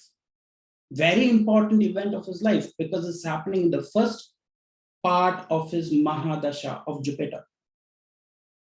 So with that, I think, Kṣaṇāti, I know I've taken probably a little bit more than the time that was allocated, but I had to go through this because this is a fantastic Dasha system based on Nadi. And I have seen this system work brilliantly when it wants to see what is the flavor coming in, what are the roots of the karmas that are unfolding for you, why it is unfolding for you, what is the flavor coming from the Navamsha. Okay, so this is just a introduction, and probably we can, like onion, you have many peels to it. You peel each layer and you can get many more layers from this. But this itself is a very brilliant way of looking at how things are going to, and what area of your life is that happening because of the past, is it happening because of the present, or has it that event or that person who has come into your life has a bearing in the future for you. So thank you very much for being patient, and I hope this has given some insights into the Nadi concepts, which the late Professor A.V. Sundaram had taught. So may his soul, Om Shanti to his soul, and may his soul rest in peace. Thank you so much, Dr. Pai, for that incredible presentation of A.V. Sundaram's work. What I really wanted to say was, when you were deciding between topics, it was between this topic and another topic. And when I realized that this was A.V. Sundaram's research, the answer was very clear. A little bit of a backstory is I had always read his books and been fascinated by his work. And we eventually became friends on Facebook, and I was able to have these conversations with him. And when I started doing these summits years and years ago, I would ask him, please, A.V. Sundaramji, will you please come onto these summits, and will you join us? And he's like, I'm pretty much retired. I don't do these kind of live things anymore. But he told me, I want you to know that I think the work that you're doing is divine, and I think that you should continue to do that for the rest of your life. And that was pre-pandemic. And then I lost my younger brother. He passed away, and then the pandemic hit, and it was a very difficult time for me. And I took a break from this work. And then when things in my life improved, and I had done some healing, and I remembered what A.V. Sundaramji said. And so a lot of my inspiration with these summits this year, and we have more coming, and many more to come. It's with his grace and with his gift that has helped ignite that motivation inside of me. So thank you so much, Dr. Pai, for sharing his research. Any other comments on Dr. Pai's research and his presentation? Visti ji? Dr. Pai, namaste. Did your guru ever speak of which Nadi he referred to for this Dasha specific technique? Okay, he didn't talk about this specific technique. Even in his book, he has not talked about it. But there are, what I've seen, similar techniques of these progressions taught in Chandrakala Nadi as well. Yeah. Similarly, what you start now, in this technique, he's saying, look it from the natal moon. I've also seen it works wonderfully when you look at from the Kṣaṇāti, which means from the Mahadasha Lord. Mm-hmm. It works brilliantly. Because there is also another technique in Chandrakala Nadi, which is called as Deva Keralam. The same technique is slightly different. The progression of the houses is taught there in the Chandrakala Nadi. How you go for the 12 houses and how they activate that is in Chandrakala Nadi. But this thing he has not told me, this from the natal moon, and this technique of dividing it is not told me from which Nadi that he is referring to. Oh, in our tradition, we refer to the method of going through the houses as Chakra Dasha. That's what we call it. Chakra Dasha. We call it Chakra Dasha. Right. So I've read lots of Chandrakala Nadi. So I'm all ears and I get inspired. I've woken up and said, oh my goodness, somebody says a language from the texts, and so those references to Chandrakala Nadi, they refer a lot to the names of the taras, like if it is the Janma Dasha, Sampad Dasha, Vipad Dasha, and so on. It's a very specific reference. Anu Janma, I think, is called also when we refer to that, because it's the second row, it's called Karma Tara, right? Oh, okay. Yeah, right. It's called Karma Tara. And the Tri Janma is called Adana. Adana, yeah, that's the 19th nakshatra where we start from. Yes. And the karma is the 10th nakshatra from your Janma nakshatra. Yes. Yeah. Exactly. What I was wondering in this technique is that normally when we speak of Adanatara, it refers to what has happened before our birth. Yeah. And the entire, according to Satyachara, the entire last 9 nakshatras are all Adana nakshatras. Yes. But this principle is asking us to see the beginning of the dasha, which is what would be the first 9, to be indicating something from the past. That is exactly why I have put the snippet from his book, because that is how he has thought. Yeah. Mm-hmm. So that's why I didn't want to, question that. But that's a very good point that you're making, because I also have thought about that. But that's why I put that snippet from his book, because he has thought it that way. So when it comes from a guru, you don't question the guru, you just accept it the way it is. But if it works differently for you, you would obviously, try to improvise on that technique. Not that every technique that is given to you, there would be a few layers to it. But if he has mentioned it in his book, that means he has probably tested it over his. He has definitely tested it more than me. I can trust. It's same with trying me. To understand the thought process behind it. That's all. Right. Thank you. Right. Thank you. Thank you very much. That was very. And Kṣaṇāti, thank you for being so open with us. And I'm sure it was a difficult experience. I could not imagine losing my younger brother. I know it hurts and it's going to take a long time to heal. So, but thank you for sharing. It's and wishing you the best. Thank you. Thank you. So, any other comments on Dr. Pai's presentation? I would like EG to comment because I know EG has tested this technique, maybe from her own perspective, but what is her insights? Is there something that you wanted to share, Eve? No, you're okay, right? I didn't want to put her on the spot, but that's some technique. She also tells me that she has been testing on her own and she has seen some good results from this technique. But thanks, Visti ji, for bringing that point. I think that's a very valid point that you brought up. Thank you, Dr. Pai. That was so lovely. Even though A.V. Sundaramji was never officially in a summit, now he is in spirit. So that is really moving and touching to me. And thank you for bringing him here. And one final thing I want to say with Professor A.V. Sundaramji, I might have spent only a few hours with him in my lifetime in this Janma, but it looks like I might have had a connection with him from many lifetimes because the doors of Nadi Jyotishi opened for me, and even Jyotish Nadi, as we say, astrological.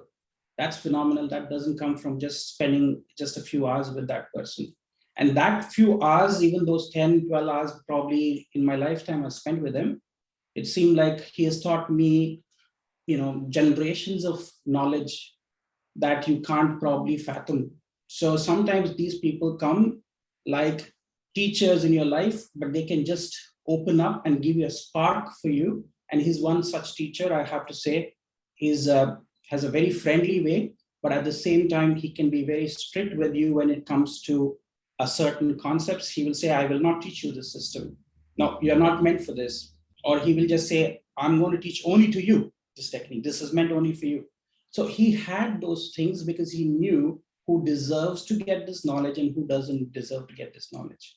So these techniques that I'm sharing is already been published and in the public domain. So that's why, probably I get the permission to share that knowledge with all of you. So, but thank you very much for this patient hearing, and apologies for taking too long with this, my presentation. No worries, Dr. Pai. I'm so happy to have you here. So next, I would like to welcome for his first time here in our summit, someone I'm very, very excited and grateful to have here, Freedom Cole, who's going to be doing a presentation on Naisargika Dasha as a foundation of prediction. Welcome, Freedom. And can I share my screen? Yes, one moment. Okay. And now you may. And so I have this presentation here, and I edited this presentation up from a presentation that I present to mental health practitioners. So there's a lot more information in this than I'm going to go over, but I figured I'd use the slides, that way people can pause their YouTube in the future and they can read a little bit more to see how I've been utilizing this in the mental health world.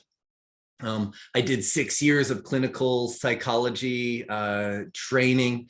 Haven't got the PhD yet, but that's, this was really, I dug deep from that material.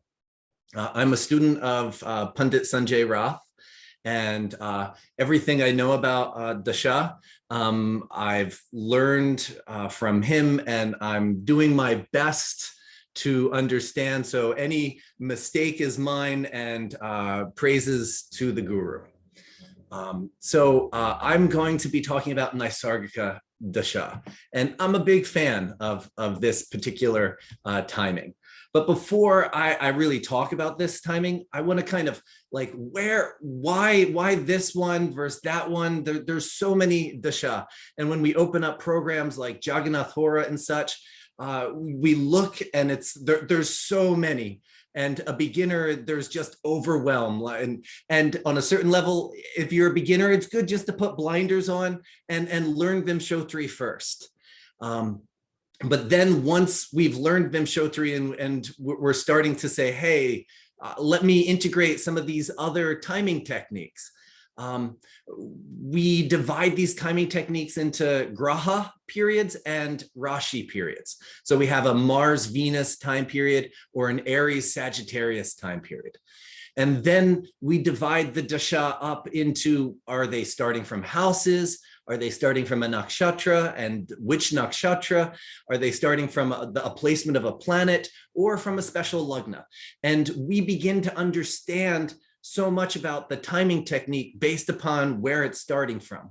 Like if we, there's a dasha that starts from the 9th house that we begin to understand spiritual experiences from, and it starts from the 9th house. So hence it shows when we use the Sri Lagna, we're looking for finances. Then we have the division of dasha into Phalita and Ayur dasha, ones that are used for predictive results in the world and ones that are used for longevity. And so this is really the core of what all these different timing periods fall into. And when we move into the Naisargika, the Naisargika means natural. It has this, it's the same for everybody. And so when we look at the Naisargika dasha, we are looking at timings that everybody when they're 1 year old will be in it. Everybody when they're 5 will be in it. Everybody when they're 22 will be in it. So they're the same for everybody on a certain level. We have planetary maturity. So Jupiter matures at 16 for everybody, Sun at 21 for everybody. When we look at the Naisargika Graha Dasha, everybody is in the same planetary period at the same time, but the condition and strength of that planet will change. So that condition and strength of that planet will determine how that time period comes, how that time period is experienced. We also, and so I'm going to be talking about the Naisargika Graha Dasha today. We also have a Naisargika progression of houses, which Chakra Dasha, which you just heard Visti mentioning, is what Dr. Arjun Pai taught, is what we call in the Pandit Sanjay Rath's tradition, Sudarshana Chakra. It's the same houses unfolding in the same years for everybody, but there's a certain difference of what's in those houses. Then we have Naisargika Bhava Dasha. So this is just, so where is what I'm about to talk about fitting in here? It fits into this natural timing and using the grahas. Where does this come from, this timing technique? We see that Brihat Jataka and Brihat Jataka, and it says Brihat Jataka and Brihat Jataka. It's Brihat Jataka and Saravali. They only use Naisargika Dasha and Mula Dasha. They don't use Vimshottari at all. So a lot of times when you think about Varaha Mihira, you think, wow, one of the greatest astrologers as well. He never used Vimshottari.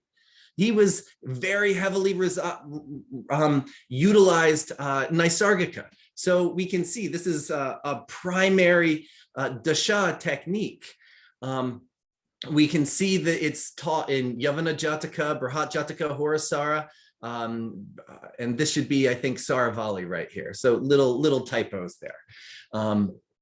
But just sourcing where this is coming from.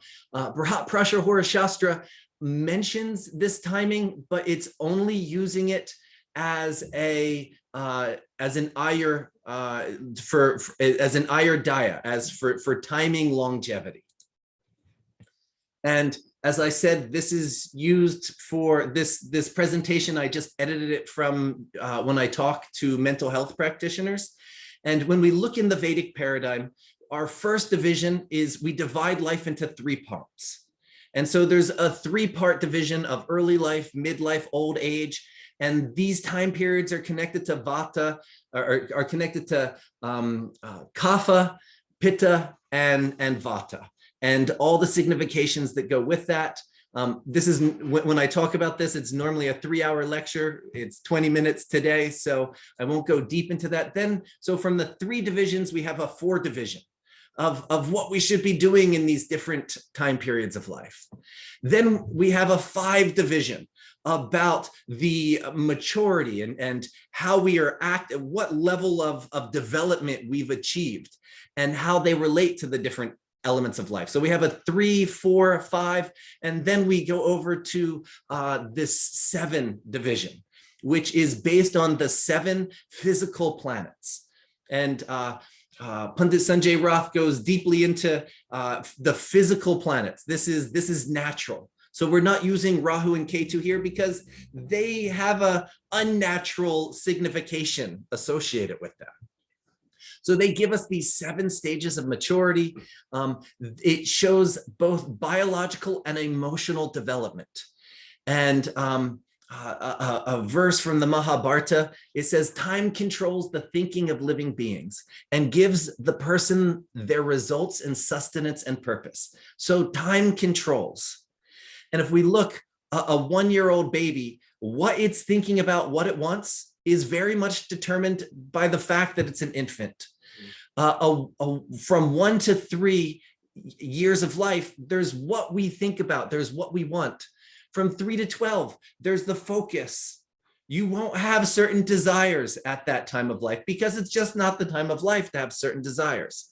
So these time periods are showing what is up for us in this time period of life. And this is the same for everybody, but not everybody has the same Mercury. Not everybody has the same Venus. So this is going to alter what is up for you in these time periods and how the goals of this time period, what you should be developing, what we work on in this time period will show how it will show up in this individual's life. In the research literature, if we look at Freud's anal, oral, etc. stages, we can see that this lines up a little bit with Naisargika, because if it's a natural phase, natural, meaning that natural and the same for everybody, a scientist should be able to observe it. So Freud kind of had his theory, but there's a guy named Erik Erikson, and him and his wife did some extensive research with child development. And he was a student of Freud, and he took Freud's work and he said, well, you know, it's a nice theory, but let me in a laboratory really look at what is developing. And he developed this psychosocial developmental model. And he showed what challenges are coming up for a person, and if they develop in healthily through this time period, what will come up. So this first phase, if that moon time period is successful, the person will have hope.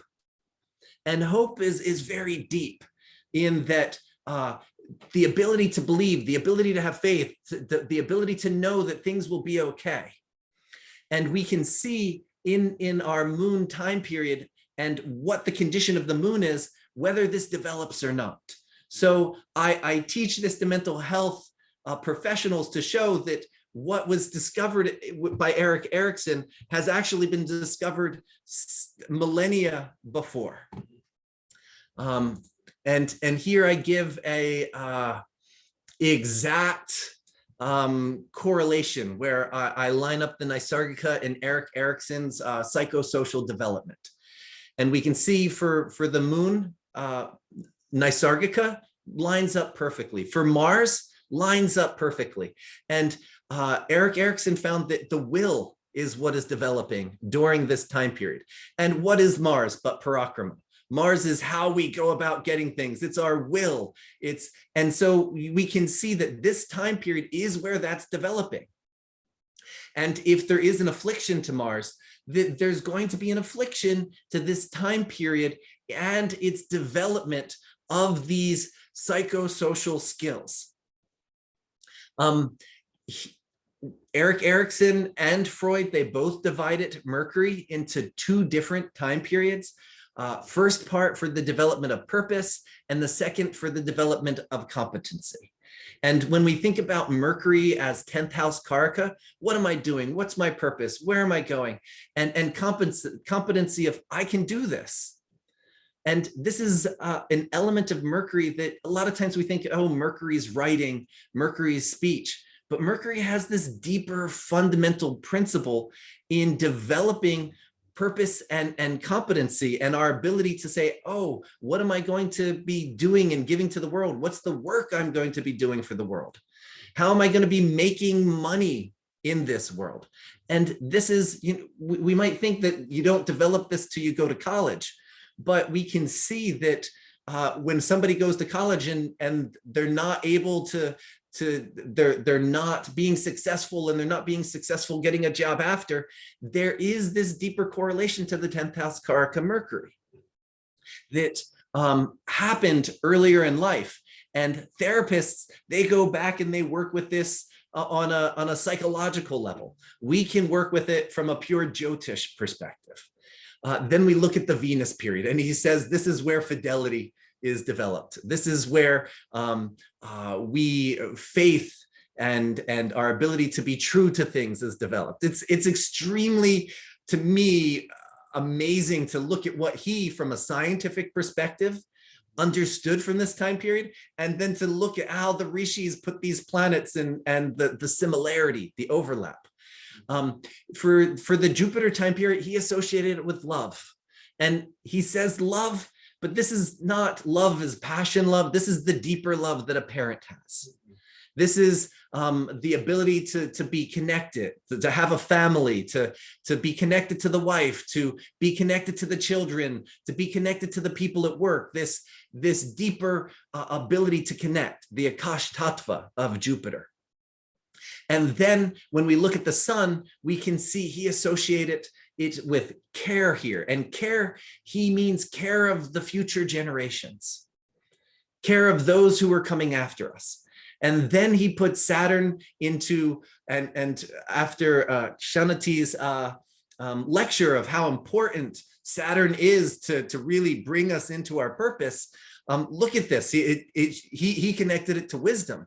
It's that final purification of are you being an old wise person, or are you still stuck in your junk? Did Saturn refine you, or did he not? And so I'm going to go a little bit deeper into each of these so that we can understand them a little bit more. And so the moon Naisargika time period. And so this is the psychological stuff. I'm going to be talking to you a little bit more about the Jyotish. When this moon is afflicted, it has the ability to show issues happening in the home, issues happening with the caregivers to the child. And you won't find this in any Jyotish text, but when we understand what Erik Erikson said is happening, we understand moon is mother and the nurturing role. And we look at a chart, you'll see there's this incredible correlation that first year shows how the baby is being cared for and how well is the development happening of the things that are supposed to happen at this time. And some of the things that are supposed to happen at this time is, how do I connect with mother? How do I connect with father? And this connection to mother and father will influence how you connect to intimate people for the rest of your life. This can I depend on mother and father? This will show, do I have hope? Can I believe in things?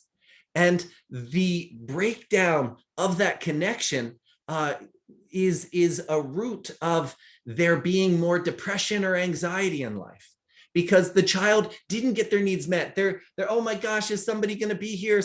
And sometimes they're there and sometimes they're not there. And we get this anxiety. And then sometimes when that nurturing is not there at all, what happens is the child gives up. My needs aren't going to be met. I'm not going to be taken care of. And we plant the seed for future depression. Now, the Western psychologists, they say it's how mom and dad treated the baby this first year. From our perspective as Jyotishis, that was in the birth chart. If it was in the birth chart at the moment they were born, they chose this situation to be born into. They had a certain karma to be born into. So this Naisargika is telling us that we can't blame mom and dad. It's a collective karma, that it was your karma to have the mom and dad that you had, to be treated in the way that you were treated, because it was your karma to have that depression or anxiety or a completely healthy mind, or whatever it is that the individual has. There's this mutual karma between mother, father, and child. All of this we can see by understanding the moon and the Naisargika time period. And when we fully understand the moon, we can talk to somebody about the first year of their life and situations that were arising in the first year of life. Then we look at Mars. And Mars, this is where we develop boundaries. Kids break lots of things. Pundit Sanjay Rath says, let them break whatever they want. which is a nice concept, but depending about how expensive your items in your home are, my 5-year-old the other day, I don't know what he was doing, but our oak dining table is completely scratched crazy. And so boundaries, we have to have some boundaries, but we don't want too much boundaries. And the development of how our parents and caregivers are interacting with us at this time will impact how our boundaries develop, which becomes very important for, in the future, how we protect ourselves, how we take care of ourselves. Do we overreact? Do we let people take advantage of us? A lot is going on here. And I think that's enough to go into. Mercury time period. And as I said, there's 2 stages of development that Mercury encompasses. And it's quite interesting. Mercury is a dual kind of guy anyway. So he's taking on these 2 levels of development. One of the important things they say at this time is kids, they're imitating. They're constantly imitating what's around them. And they're learning by imitating. And before age 7, kids don't need to learn grammar. They don't need to pick up a book and study it. Before age 7, if they hear it, they'll start speaking it. And after 7, that just kind of on a graph, their ability to do that just goes straight down each year after. Then you got to study grammar. It's not just automatically being picked up.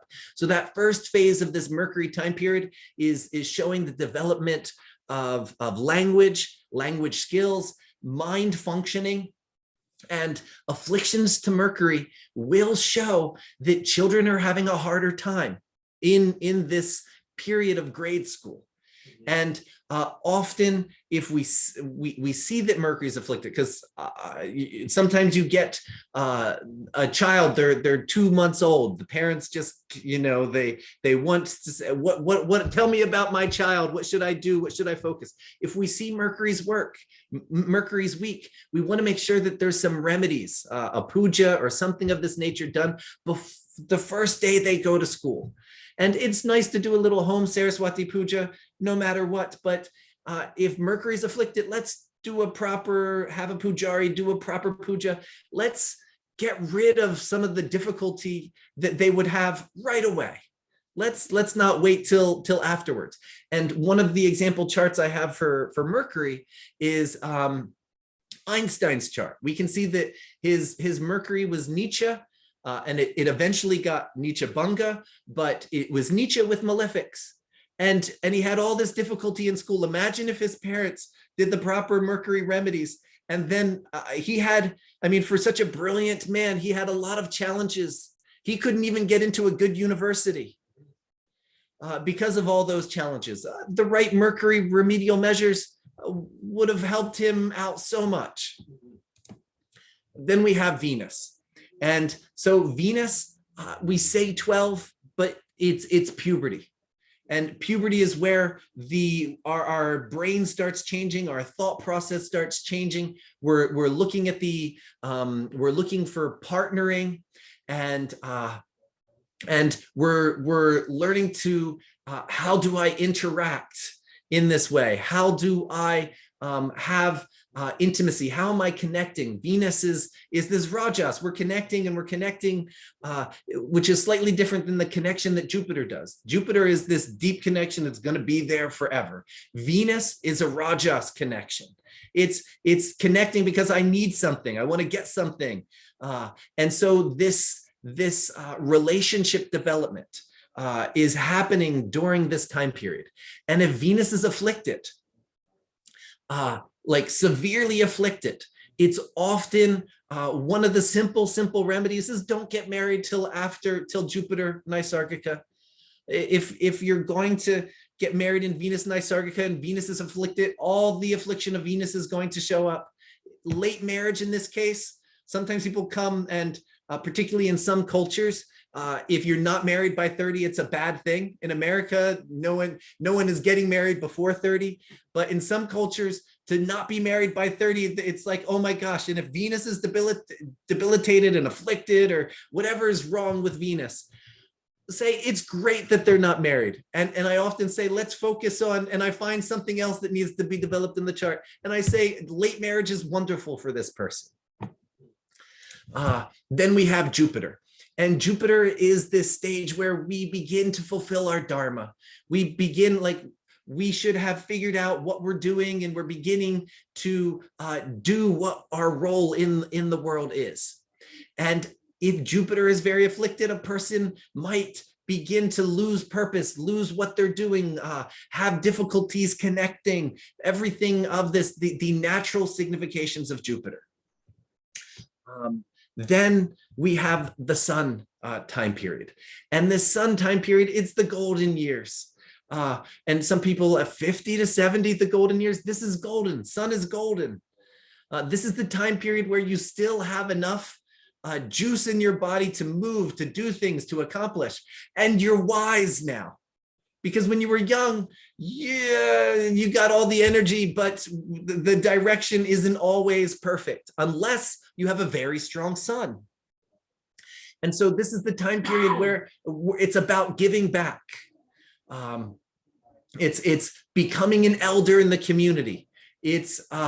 And we have this issue in some of the first world countries where when they enter the stage, they decide to go play golf, retire on the beach and golf all day. And they're not giving back to society. They're not working selflessly, uplifting. And this, after a time period, creates depression. It's going to create Parkinson's. It's going to create Alzheimer's. It's the body is going to weaken, and negative issues are going to arise out because we're not fulfilling the role of this stage of life. And then we have Saturn. And in the Saturn period, did we do what we needed to do? And what are we focused on now? Because the body is failing. It becomes difficult to do the works in life that we've done. And some people work till they're 86, but it becomes more difficult. You can't work the same amount. And so at this time period, from the Vedic perspective, we should begin being less attached to the world. This is the time period where we should completely be focused on what the soul needs, the soul development. And I have a little quote here from Ptolemy. And why from Ptolemy? Because Ptolemy also discusses Naisargika Dasha. There's a whole Greek Naisargika Dasha. And Ptolemy says, and so this is here as we jump into beginning to integrate. He says, when predicting the results of a chart, first we have to consider the cultural conditions. The cultural conditions of an individual, just as we don't expect a straight-haired white person to be born in Ethiopia or a curly-haired black person born in Germany, or a literate person born in Germany and an illiterate person born in Greece. So this is his time period. And he's saying, and it's quite a quote, you know, these days somebody might have an issue with it, but the intent is take context into account. Where is a person? Where are they being born? What is the situation? What is the Desha Kalapatra? And then he says, one should not predict things in an infant that can only be done in manhood, or procreation to one is too old. One should instead predict circumstances appropriate by observing the period of life. And then he begins teaching the Naisargika. So he teaches these time periods very, very similarly to the Vedic teaching. And he says, teach and predict accordingly, guide accordingly. And sometimes we give predictions, sometimes we're giving guidance. And it is so important that we're aware of these phases of life as we're giving guidance. Now, I went right to examples. I'm going to do this integration first. Let's see, it should be there. So integrating this, there's so many different levels of who we are, different levels of time. And this is my kitty that's joining us right here. So many different levels of who we are, and she's looking at you guys. She's looking at the bar of people there. There's so many different levels of who we are, and you have children who are artists. You have adults who are taking time off to be spiritual. We have so many different elements of what's happening in our life. When we use Naisargika, we don't, in my understanding and utilization of Vimshottari, we don't throw Vimshottari out and just use Naisargika. I like to say that we use Naisargika first. We look at what phase a person is in. We look at how that phase is being experienced by them. We understand how the natural inherent human elements are being experienced. And then we can put Vimshottari on top. And by doing that, it fine tunes how we use Vimshottari. It makes it so that if we see that the Venus is completely afflicted and in a very distraught situation, and there's a time period in Vimshottari where we see that relationship is going to come up, we might not predict marriage. It might be a marriage, but it doesn't mean it's going to, it might be a relationship, but it doesn't mean that the chance of that fructifying into a marriage is as likely. And so simple little way to begin integrating, and it gets more specific than that, but this is the simple way to start integrating. And when we're integrating these dasha, to me, I like to see Naisargika as almost it's like this floor. And I put a Rashi Dasha next, because a Rashi Dasha next is saying what kind of situations, what's the environment looking like for this person? And then the Vimshottari, how are they interacting in that realm? What are they doing in that realm? And then we get Shula Dasha and Mula Dasha and some of these other Dasha that we start fine-tuning what is happening in these time periods. And as we begin to utilize these multiple dashas, it allows us to very much fine-tune and find confluence where, yes, this is definitely going to happen in this time. Or we see something happening in Vimshottari, but nothing else is supporting it. Then it's not very likely. We might tell somebody, hey, maybe you should make sure you have a good insurance policy during this time, but unlikely there's going to be any problem.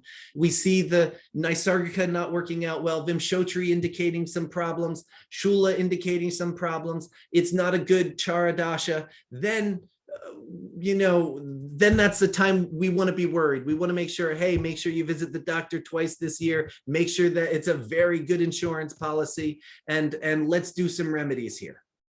So this allows us to really have some surety of how something is unfolding. And if that sounds overwhelming, if you're new to Jyotish, remember, start with Vimshottari. Vimshottari, in my level 1 classes, I only do Vimshottari. But the next dasha that I teach in my level 2 is Naisargika. I say, let's make sure that we're understanding what's underneath of this Vimshottari. And then I next teach a Rashi Dasha. And then I teach Shula and Mula. So that way people can be fine tuning. So just as how are we integrating this with, how are we integrating all these dasha? Don't try and integrate them all at once. Take your time. Learn Vimshottari first, then go to get some Naisargika. And there's a multiple I mentioned in the beginning, Naisargika Dashas. Get one or two under your belt. Then there's a nice progression that we can take where it's not overwhelming, but very enjoyable because you get more and more and more fine-tuned in your predictions. So this, and my time is ticking. We're right about 29 minutes. Okay, so a few examples, and then I'm just gonna have a 1 minute mention of the Antar Dashas in this. But here's Einstein's chart. We can see his Mercury is Nietzsche. It's with 2 malefics. And we can see that he had a difficulty learning in that his early grade school teacher said he'd never amount to anything. We had the Nietzsche Banga come later in life when Venus finally gave some Nietzsche Banga to Mercury, but he didn't fully, even when he came up with a lot of his theories and a lot of people liked him, they weren't proven. A lot of people said, this guy's a little nuts. Not until his 40s was he fully able to be recognized. And so not until Jupiter came was he able to get some recognition. And we look over here. And so this is just an example of, I had a client, she was 47-ish, and she had gone to an Indian astrologer. He gave her, she had been married in her Venus. It was a terrible marriage. We see that Venus is 6th house Marnakarkasthana with 2 malefics and aspected by Rahu. It was a very tough marriage in that Venus Naisargika time period. She got divorced. She entered Jupiter. If we look, Jupiter's afflicted as well, and Nietzsche, and it has no sambandha with Venus. If we look, Venus is not connected to Jupiter. And so the relationship was not happening, was not coming about. And she had an astrologer giving her 1,000,001 remedies and pujas to do, saying, oh, you get a relationship before you're 50. You're getting so old, nobody's going to want you. I looked at the chart. Why do all these pujas at this time period? Jupiter's not going to give. I look at Sun. Sun is a malefic in the 6th house. Malefics are okay in the 6th house. And it's conjunct Venus. So it shows there's love in that Naisargika time period. I said, you can try this, but come. And so I didn't even start looking at predicting when a relationship would arise. There was a few potential Vimshottari time periods that could have given a relationship. But based on the Naisargika, I said it's not going to come in those. I waited till the Sun, and I looked at when in Vimshottari is indicating a relationship after she turns 50. And spot on, she met him. He was running the company with her. And yes, so this is a way to fine tune. All right. I was going to mention a little bit about the Antara and some of the variations.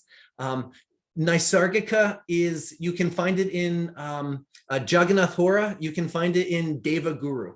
Both of these programs have a wonderful utilization of, they calculate the Naisargika for you. All right.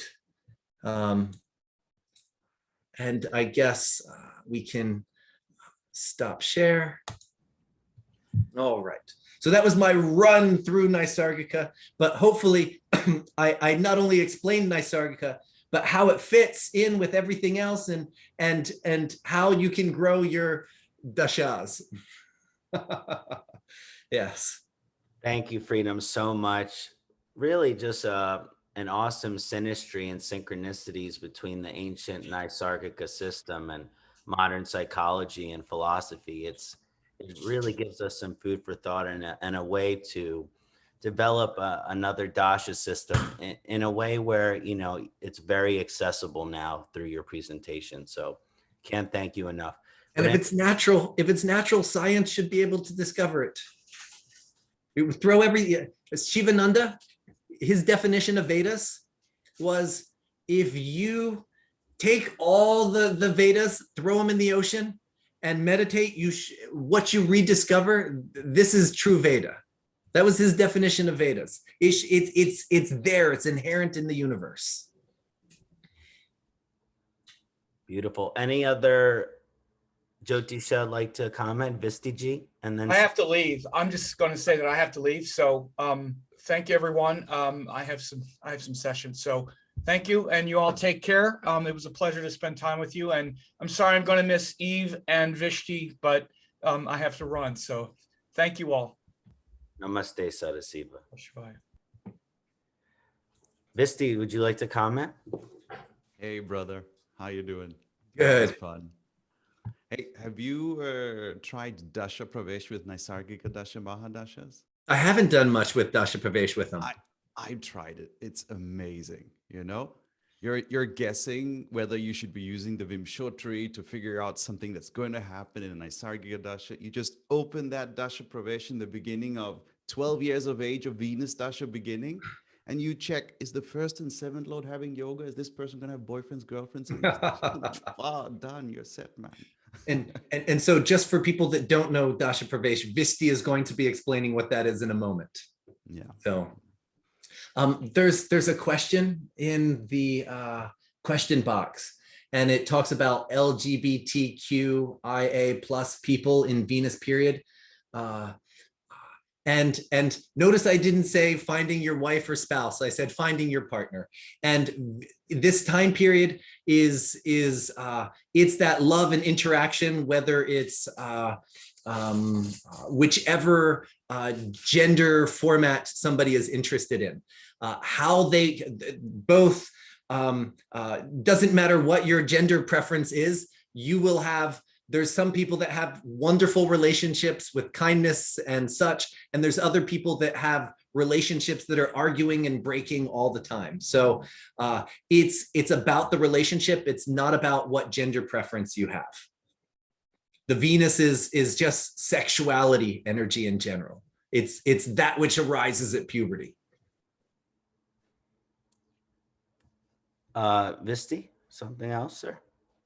Have you worked, brother, on anything to do with mapping houses into Naisargika Dashas? You know, like Udayika Chakra?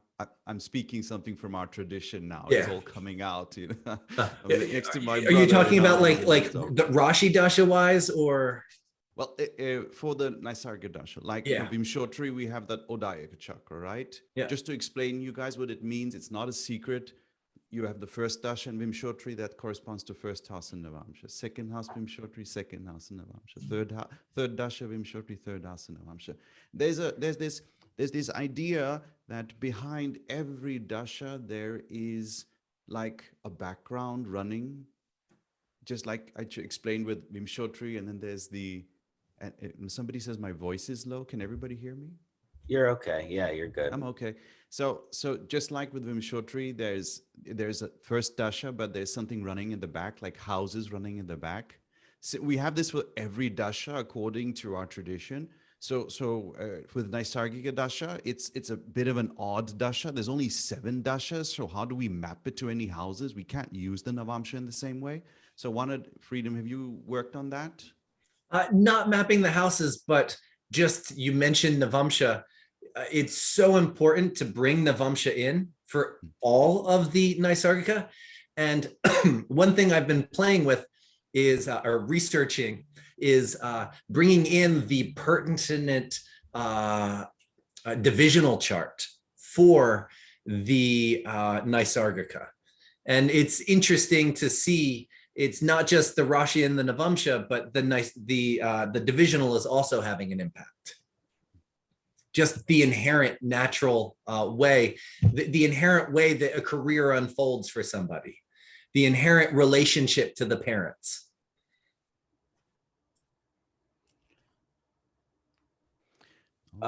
Freedom, just a quick question about Naisargika.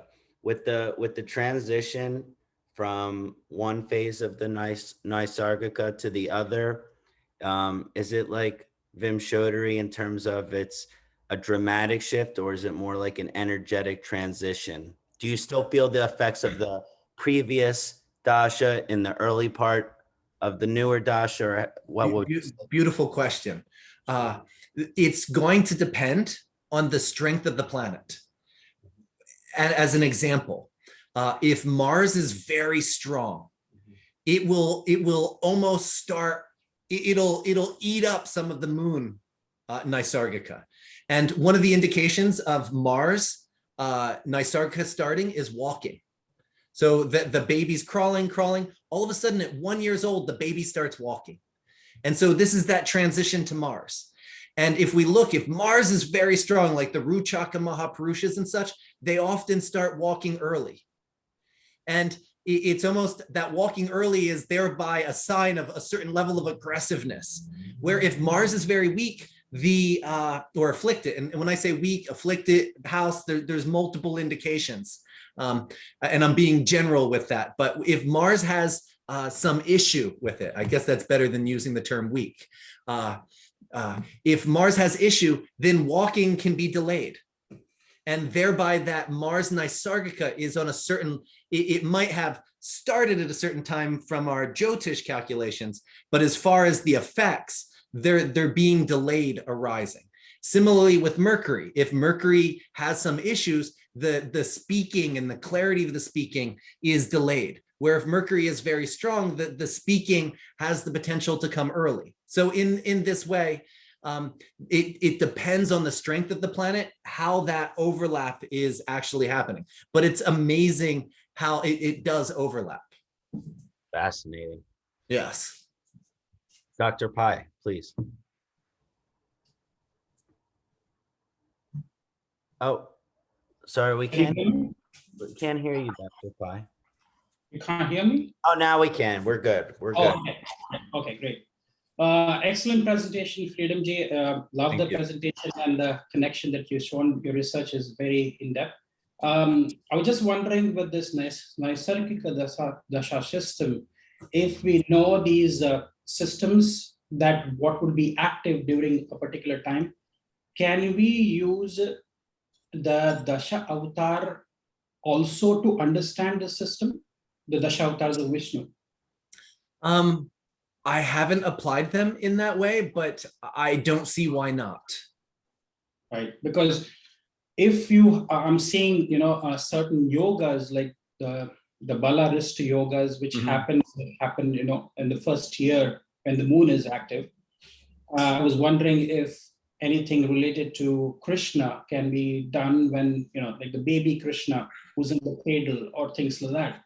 Is that going to help? And then we have the Mars, which is more of Kurma, the Narasimha avatar, exactly. Where they're educated, they're trying to break things, the children, and then you go to the Mercury Dasha, which is more like Buddha, in their education, early education, before they go into the Venus.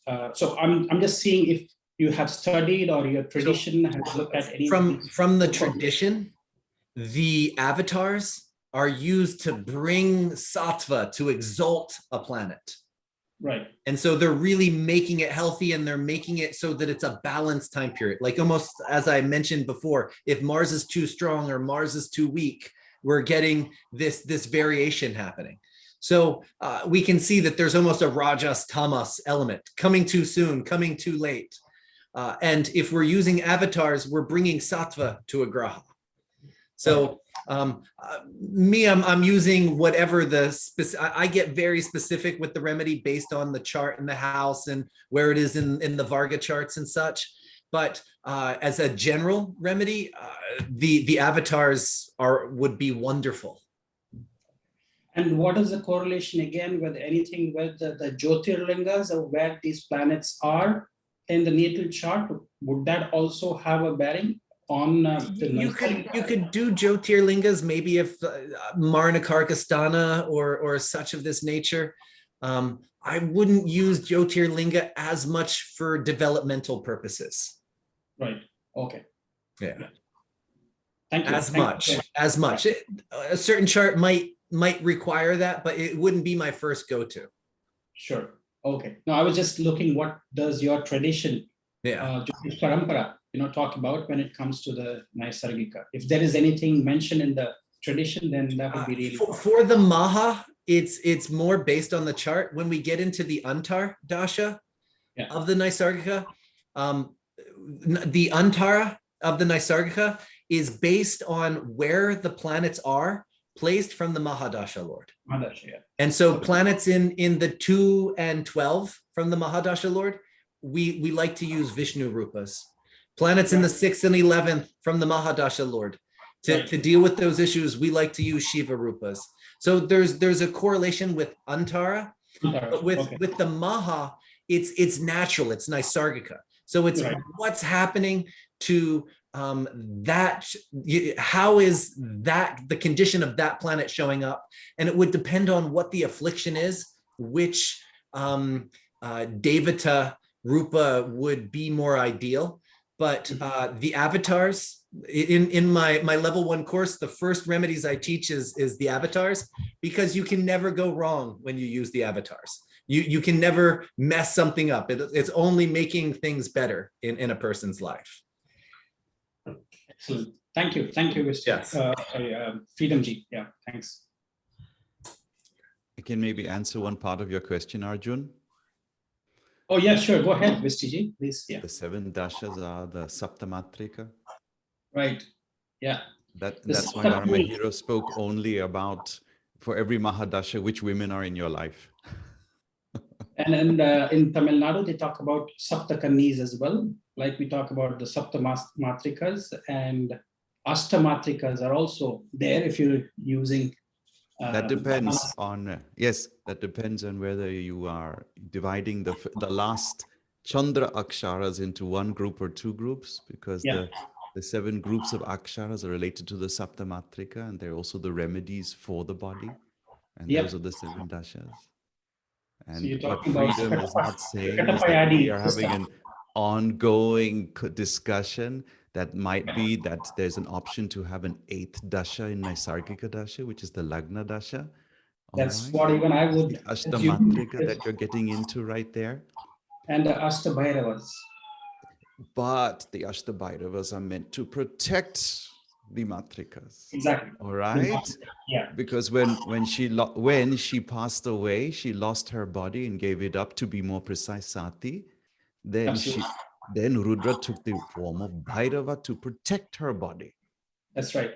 And that's when he distributed the Aksharas. Actually, her body, the Matrikas, were distributed, and they became the Nagara for the Devas, the resting place for the Devas, the abodes, the houses or place of living for the Devas in the Aksharas. So absolutely. Very interesting.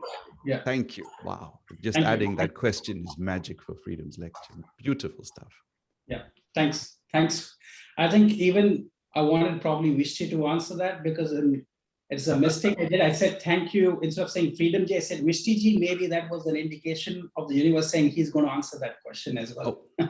So, but really appreciate almost indistinguishable tradition. You know what to do. All copies of our teacher.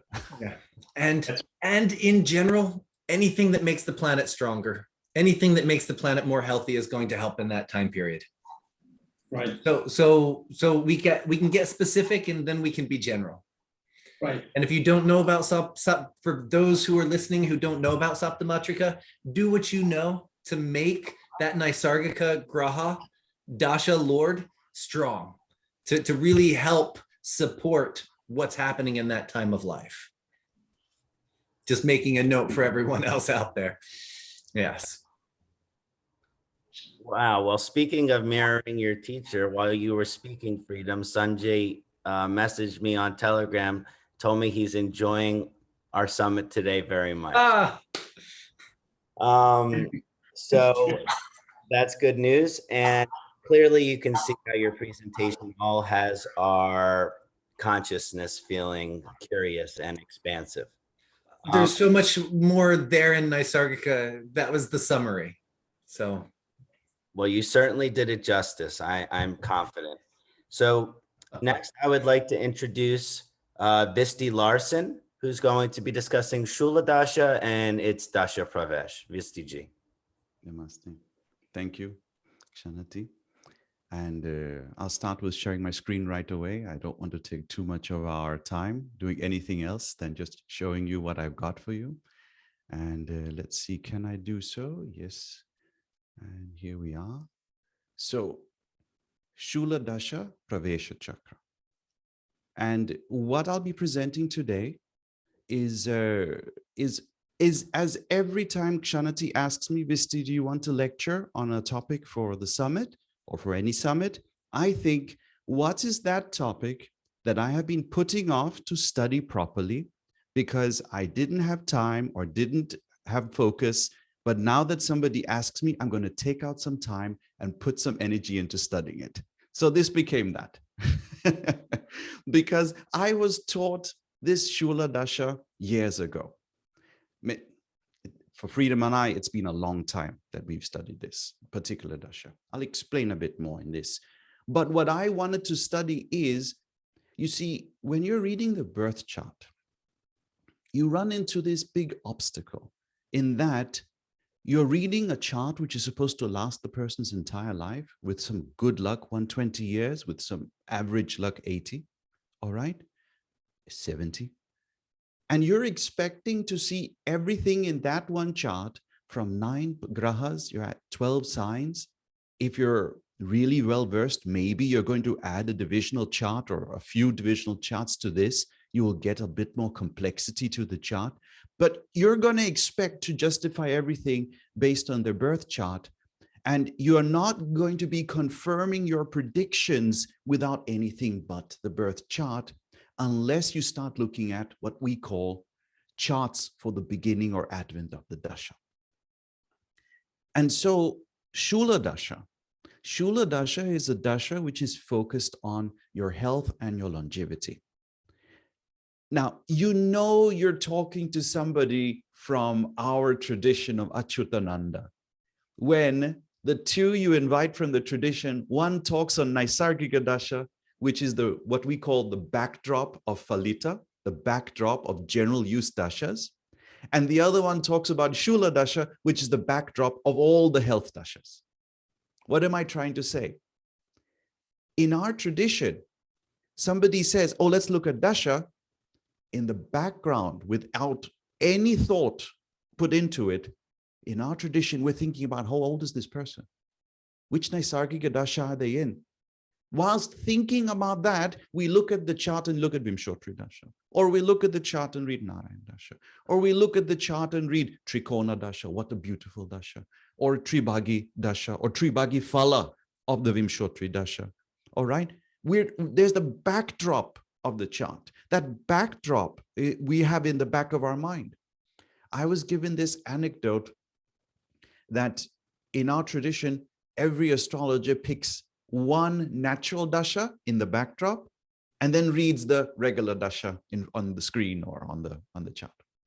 And so we were taught that Parashara's advice is to read Naisargika Dasha or Varnada Dasha, something we are not bringing to fore here. Okay, very important Dasha. If you ask me which Dasha I teach my students first, I teach them Naisargika Dasha first, Varnada Dasha second, and then we talk about other Dashas. All right, we do that in the tradition. And then this Shula Dasha is also taught by Parashara, and it's also taught by Jaimini. A lot of the elaboration on interpretation comes from the Jaimini Sutras. And this Shula Dasha is the backdrop of reading longevity. So this is not the longevity Dasha. This is the backdrop of reading longevity. And when you see how this works, you say it's so simple how it works. It's very, very simple. The Dashas are all for 9 years each without alteration. So imagine a regular system that says your first Dasha is 9 years, your second Dasha is 9 years, your third Dasha is 9 years, your fourth Dasha is 9 years, 9, 18, 27, 36, 45, 54, 63, 72, 81, 90, 99, 108 is the last Dasha from 99 to 108. It's set. It's based on that every Antadasha, now here comes the link, every Antadasha, there are 12 Antadashas, you take 9 years, divide into 12 portions, equal portions, you're going to get 9 months each. So what are these 9 months? They are the 9 months we spent in our womb, the womb of our mother. This is obviously an average. Somebody's going to say, I spent 7 months. Should I use 7 years for each dasha? Please don't. Don't spoil it. Don't do that. Somebody will say, well, mine was 8 months and so many days. Can I make the adjustment? Please do the research. I won't do it. That's too much for me. Imagine having to guess for every person who is coming to you for a chart reading, how many months they spend in the womb and adjusting the longevity dashas from it. But there must be a system. But this is the average method. The average method takes into account how long the mother was attempting to create you for. If she missed a few days, sorry, you weren't as well baked in the oven. Okay, what to do? But this is the average. And these 9 months set the scale for the 9-year Mahadashas of the Shula Dasha. And you'll think, Visti, is this a useful Dasha? Well, that's why it's the backdrop of the Dashas. But I'll show you that it's useful. It's the backdrop of the longevity Dasha. So this is where you should be asking the question, oh, there are other longevity Dashas. You can use Vimshottari for longevity effectively. You can use Narayan for very effectively. Naisargika Dasha is a fantastic longevity Dasha if used well. Okay? Some of the popular longevity Dashas out there, Brahma Dasha, Chara Dasha. Okay? There is also Navamsha Dasha. Bit secret dasha. Bit secret dasha. So this is the backdrop. Now, what I will be showing is that based on this system, that every dasha is 9 years each, it's as if your body is undergoing a very important event every 9 years. Every 9 years, the dasha is changing. And for the next 9 years, the whole 9 years will be based on what were the transits when the dasha changed. That's called Dasha Pravesh Chakra. We won't jump straight into it. I'll show you a few principles of the Mahadasha first, and then I'll elaborate on the Dasha Pravesh Chakra. But the idea is such a very simple system, 9 years each. Let's get into it. So I wish to share some principles first. Some of these can be derived from the Jaimini Sutra. I had to add a few from the tradition, which are not secrets, but if I didn't add them, it would not be useful. Okay? Don't worry, these will repeat. If you make notes now, it's fine. If not, don't worry. I'll have your back later. And by the way, I think I wanted to share. Now everybody also can see the slides. You have the link to the slides in chat. I forgot to do that earlier. So these principles, the first is we want to know when is the Shula Dasha negative. There are 4 main conditions. I don't list all of the conditions, but 4 main ones. And these are if the Dasha isn't, the Mahadasha, which we're going to look at, is in trines to the 2nd or 8th Lord. If the Dasha is aspected by 3 or more malefics, that's called Tripapa Yoga. If the Dasha is influenced by both Mars and Moon, or both Venus and Moon, that's called Rudra Yoga. That means the Divine Mother is angry with you. Okay, hint, hint, which remedy to do. If there is some Marana Yoga, so I said this is something we call Marana Karksthana, but the idea is if you have some combinations which look like death yogas, then obviously that Dasha associated with the death yogas becomes negative. Keep in mind, this Dasha is a sign-based Dasha, 9 years each, starting from Lagna or starting from the 7th house. So either your Dasha is starting from Lagna or from 7th house. And regularly, one by one, it'll go through the houses. First, if it starts from 1st house, 1st, 2nd, 3rd, 4th, 5th, 6th, 7th, 8th, 9th, 10th, 11th, 12th. It starts from the 7th house, 7, 9, 10, 11, 12, 1, 2, 3, 4, 5, 6. Those are the houses. I hope everybody can still hear me clearly. There's no interruption. And so that's how it works. And if one of these houses gets influenced by these yogas, it can be a problem for health in that Dasha. If your longevity permits, you can die in that Dasha, unfortunately. All right. Note, I said, if your longevity permits. I didn't assume you will die in every Dasha, which is bad. You might have a few of these.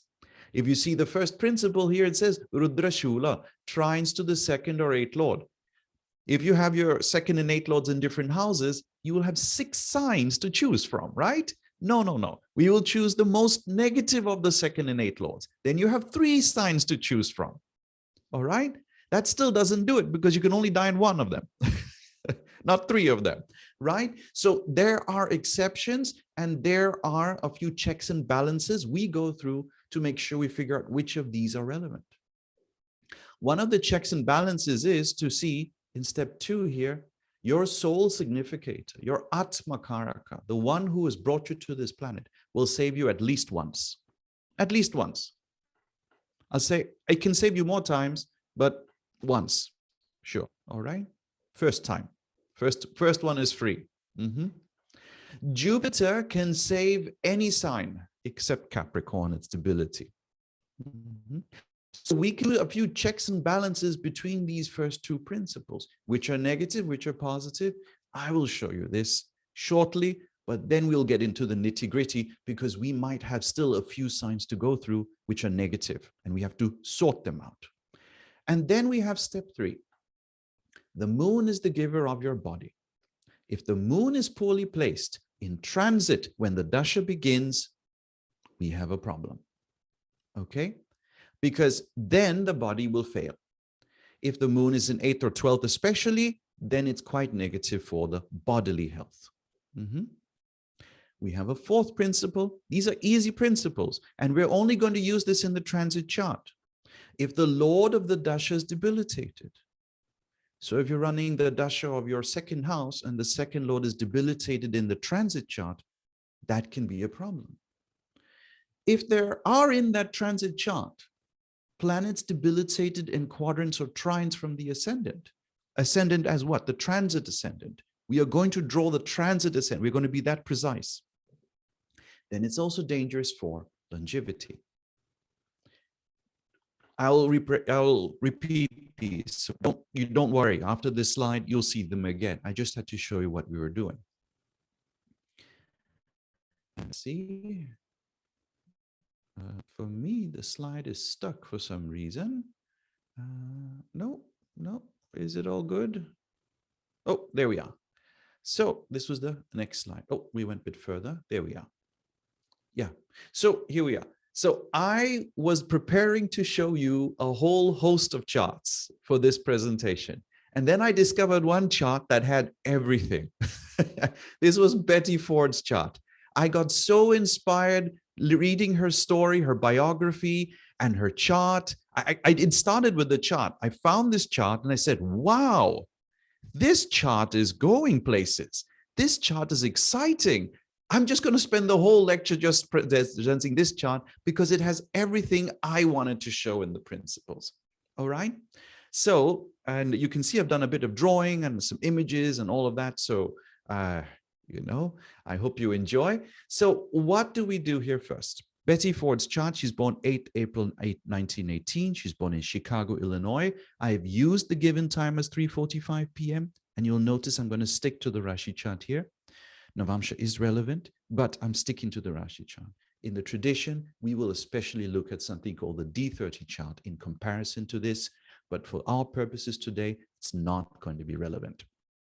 What am I showing here? There were 4 principles that I wanted to expand on in this, but of these 3 are present in Betty Ford's chart. Rudra Shula. Let's start. Her 2nd lord is either Mercury, or it is Jupiter. Notice for those who know better that I'm not treating the other lord of Virgo as Rahu or the other lord of Pisces as Ketu in this context. But I'm looking at Jupiter and Mercury. Now, among Jupiter and Mercury in this chart, if you can see beyond all the lines I drew, Mercury is in a bit more difficult position than Jupiter solely by being the less benefic planet and also receiving some negative aspects in the chart. All right. You can dwell on this in the handout example I've given, so you can download that and check it out. But what I'm pointing out here is I have selected, hey, in this chart, Mercury is more negative than Jupiter. And as a result of which, I am basing the most negative trine in this chart based on the fiery signs. So if you're, let's say, using the North Indian chart here, Mercury is in Aries, and the trines to that are the fiery signs. So I put a triangle. This we call Rudra Shula. This means there is danger to this person's health during either Aries, Leo, or Sagittarius Dasha. Some of you may have read from my Dasha notes here. This is from the software deva.guru. I use this almost exclusively, deva.guru. You can find it online. That I've already had the notes here that she passed away in Sagittarius Dasha. Don't worry, I won't just show you, I'll also prove I'm looking at here. Now, then we have to also look at, is there something called Tripapa Yoga? Tripapa Yoga literally means three malefics. So is there a sign or associated or aspected by three malefics? Now, in Betty Ford's chart, you will notice that there are three malefics, Rahu, Sun, and Ketu. They're in quadrants to each other in dual signs. So they share sign aspect with each other. Rashi Drishti, we call it. This Rashi Drishti is shared between the dual signs, and therefore they are very negative, these dual signs in this particular chart. So I put a red square from that nuclear sign here, nuclear danger sign, right? And said this red square is the most negative square in the chart, in this chart. Tripapa Yoga. So I marked that as well. So we as astrologers are marking everything before we get into the analysis. You know, all options. It's very mathematical. Then finally, we have Rudra Yoga. You can see an appropriate, danger of shock, right? The Rudra Yoga is formed by Venus and Moon. They are joined in this chart. They didn't have to be joined. They could just mutually aspect each other. That would be a problem as well. And in this context, because they joined each other, the signs they aspect are problematic. And this is again sign aspect. So while Venus and Moon are in Aquarius, they share aspects with Aries and Cancer and Libra. Go look up Rashi Drishti, guys. That's important in this context. Now, you can see a problem here. And this is the problem I wanted to present from the beginning. There are a whole lot of dangerous signs in this chart. I have listed 9 signs which are dangerous. 9. And this is how we do it in the tradition. Now, some of you will say, if some repeats, does that make them more dangerous? Maybe. But that's not the point I'm going to make first. I want to show you how we first filter this information. So this is her chart again, but I'm using step 2. I want to know which signs Atma Karka influences and which ones Jupiter influences. So the grand Jupiter is placed in Taurus. The sign aspects of Taurus will be on Cancer, Libra, and Capricorn. So those signs are no longer dangerous for this person. The person is safe. This person is born with their Atma Karka planet, the planet with highest degrees, being Rahu. I counted this in reverse because Rahu moves in reverse. And if Rahu was part of those 3 malefics I mentioned earlier called Tripapa Yoga, remember Sun, Rahu, Ketu? Well, suddenly he's going to remove some of the negatives. He's going to say, well, maybe one of those 4 signs is not going to be as dangerous anymore. The first one, that depends on Dasha. So if I say that the dual signs were Sagittarius, Pisces, Gemini, Virgo, which of these will be the first Dasha? In Betty Ford's chart, her Dashas begin from the 7th house because there are more planets in 7th than in Lagna. And the first among the dual signs is Pisces. You'll see here, Aquarius, Pisces. You doubt me, you open a software which calculates Shula Dasha. You just check which of these Dashas came first. Pisces in this case. So the person won't die in Pisces. They won't suffer in Pisces. The soul has saved them. And then finally, one more inference. Okay? Parivartana. This can change things. Exchanges. And in this person's chart, Cancer is having Saturn and Moon is in Aquarius. There's an exchange between Saturn and Moon. So whatever yoga I thought was this Venus Moon negative Rudra yoga I deemed earlier, it's all changed now. There's no Rudra yoga anymore. It's gone. Okay? It's not there. I will still, however, be careful of Cancer Dasha because it's as if Moon has gone to Cancer. And it's as if, and then I know Venus is still aspecting Cancer. So Cancer can still be a problem. So from 9 dasha, I've reduced this to 5 dasha. And I had to show this so that you wouldn't look at all 12 dashas. All right? I had to show that this is not just us blindly going to go through all the person's dashas of life one by one. So from here, we now have some work to do. I'm going to show you the transit charts for her 5 dashas that were negative for her. So this is how we do it. And please get these slides, go through them and read them. There's a lot of detail here. And I hope you will appreciate the detail. And here is the first of those negative dashas of her life. And this is not her birth chart anymore. This is her transit chart for her first dasha that I deemed negative, which was the dasha of Gemini. Should we just go back and check that out? I had said here that if we look at these trines, the fiery signs are a problem, all right? Then I had said that the signs of Sagittarius, Gemini, and Virgo are a problem. I don't think I marked it here, but Cancer is also a problem. Okay, so among these, if we say the person's dasha start from Aquarius, then we'll go Aquarius, Pisces, Aries. Oh, Aries should be a problem. Maybe it'll come up again. Maybe I messed up the order. Bear with me. Then Taurus, Gemini. That's also definitely a problem that we have to dwell on. Okay, so this is what we have to focus on. And let me see here. Is it because we skipped over Aries? That's not it, right? No. Okay, so maybe it'll come up later. Gemini was the first dasha I was worried about. Now, oh, there's a dasha missing here. Okay, 1 second. Guys, I hope you'll bear with me. I'm just going to see if I have, oh no, it's not here for some reason. Okay, sorry about that. My mess up, but we will focus on Gemini. There was something I thought was supposed to be there that I missed. Now, Gemini dasha, what was the principle when we look at this transit chart? This is going to define the person's longevity and health for 9 years. So the principle was, one of them was if moon was poorly placed. The moon here is in 9th house in this transit chart. That's not a bad thing. Okay, that's a very nice placement for health. The other principle was, as I listed here, or copied here, if the dasha lord is debilitated, or there are planets debilitated in quadrants or trines from the ascendant in the transit chart. So, are there any planets debilitated? Now, this sounds simple, right? We're just going to look for debility. And nobody seems to be debilitated here. Nobody else.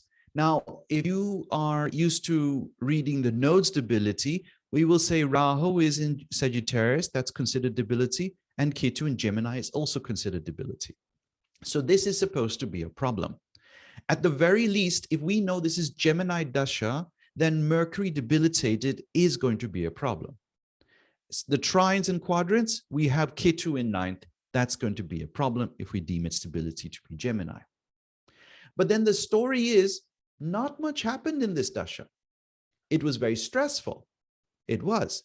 And if you note carefully, if you consider Ketu as lording Pisces, then you know that Mercury and Ketu are in an exchange here. In our tradition, we'll say, oh, the person is saved from debility.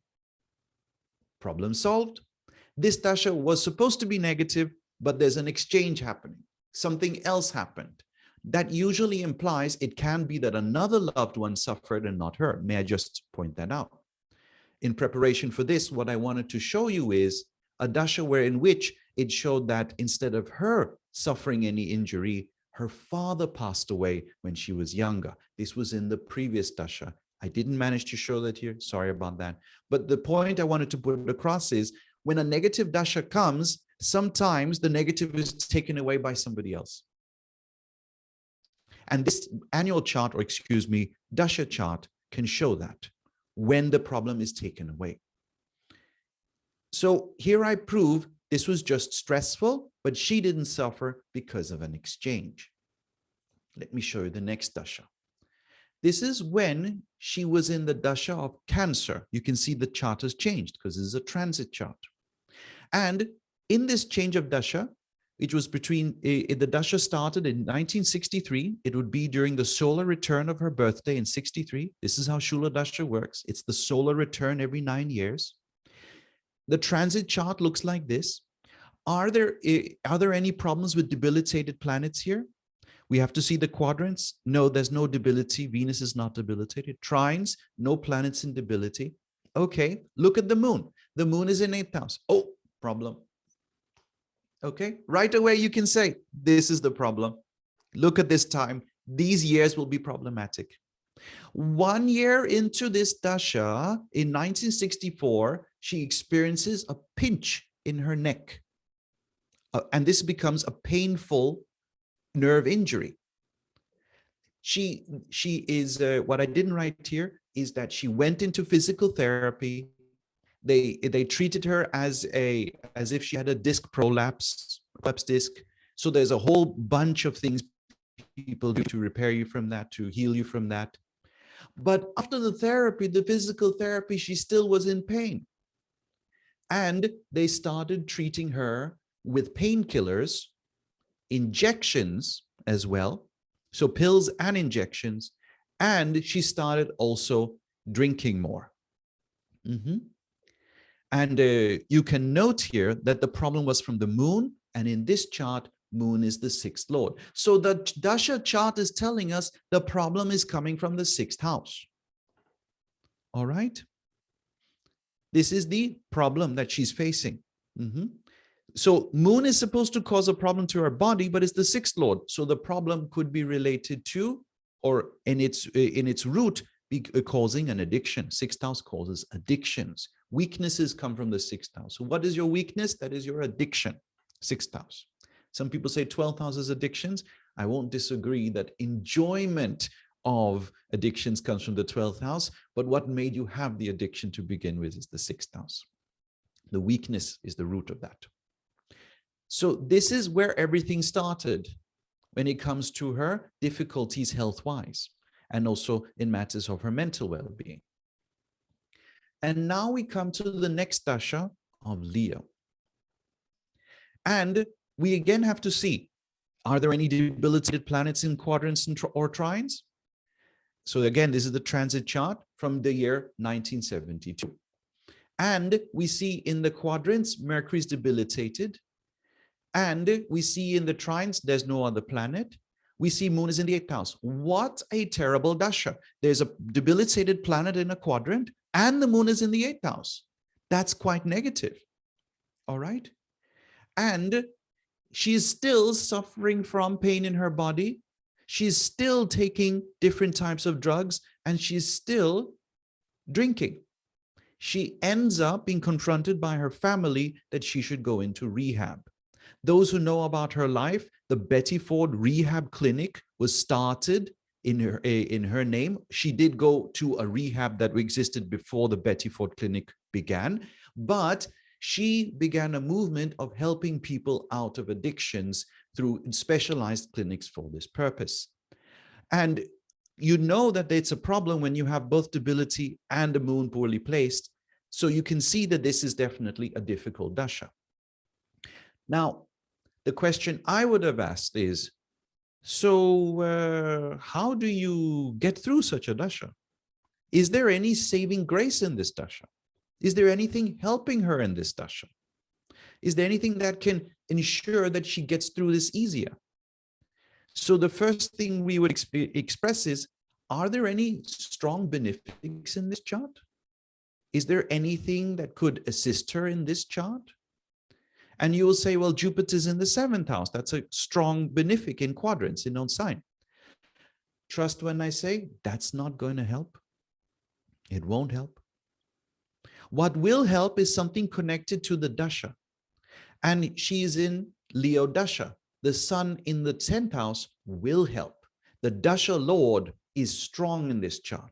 So we say sun in 10th house is Digbala. So this is a strong dasha. The dasha wants her to tie over this. The dasha wants her to heal past this.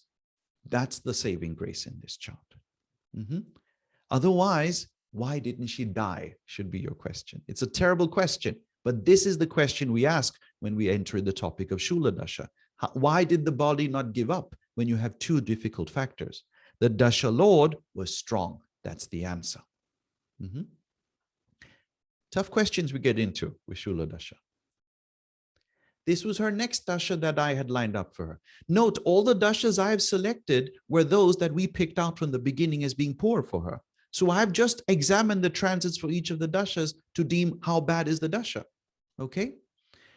Now, in this dasha, again, 9 years, this is Virgo dasha. Who's the lord of the dasha? Mercury. Oh, here we go again, right? Mercury is debilitated in the 7th house. Terrible.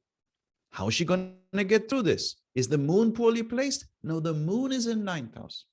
Trust when I say you don't need moon and a debilitated planet to be negative for the dasha to be negative. You just need one. If you have more, it just means you're suffering more. Okay? But what is the saving grace if I say that this Mercury is poorly placed? Mercury is in a sign of Jupiter, and Jupiter is back in the ascendant. Isn't this Parivartana again? If it worked once, it'll work again.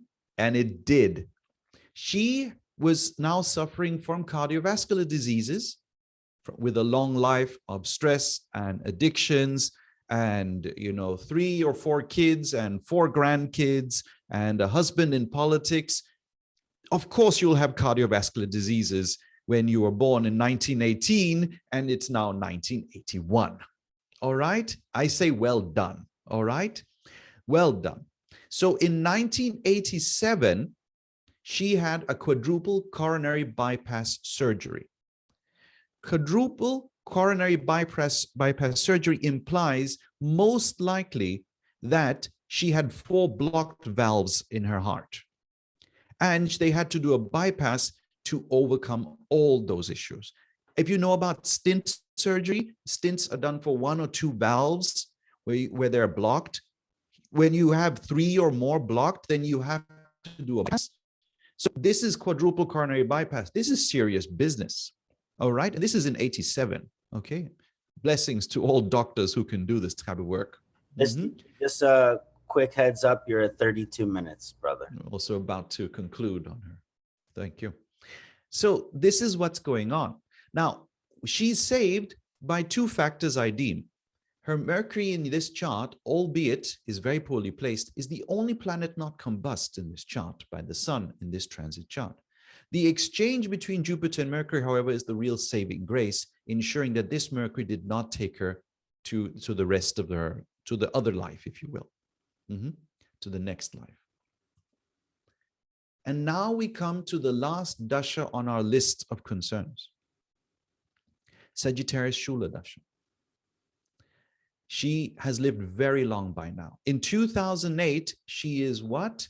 At this stage, she's 90 years of age. I mean, well done, Betty Ford, I must say. Okay? And this is Sagittarius Dasha. Jupiter is not debilitated. All right. Is Moon poorly placed? No, it's not. Is there any planet debilitated in a quadrant or trine? There is Mercury. Now, is Mercury going to be saved from this? None. Not with Mercury, excuse me. All right. Is Venus going to save it? Planets joined a debilitated planet were not helping earlier. All right. So why should they do so this time unless they're the Lord of the Dasha? So no. Mercury decided this was enough. It was time for her to leave this planet. Mercury is also combust in this chart, may I note. It was very difficult to avoid this particular situation. Some of you will look on the right and want to examine especially the Nakshatra Lord of this time period. The Nakshatra will change for each of the solar returns. Very valuable information because the Nakshatra is responsible for our longevity here. Okay, so when you go through the slides, just have a quick look over there. And with that, we can see that the dashas which went through her life, which we deemed were negative or not, we could also see in the transit chart which ones were so negative that they couldn't be saved, like this last dasha, which was that of Sagittarius, Shula dasha. And all I'm showing you here is the transit chart when the dasha began. Your means of having a backup to confirm when do you think this problem is serious or not. Open the chart for the dasha, the transit chart for the dasha. I say annual because it's the same as the solar return chart. We only see it as not every year. With that, thank you for listening. I have some upadesha. Check the Mahadasha for dangers like I showed you.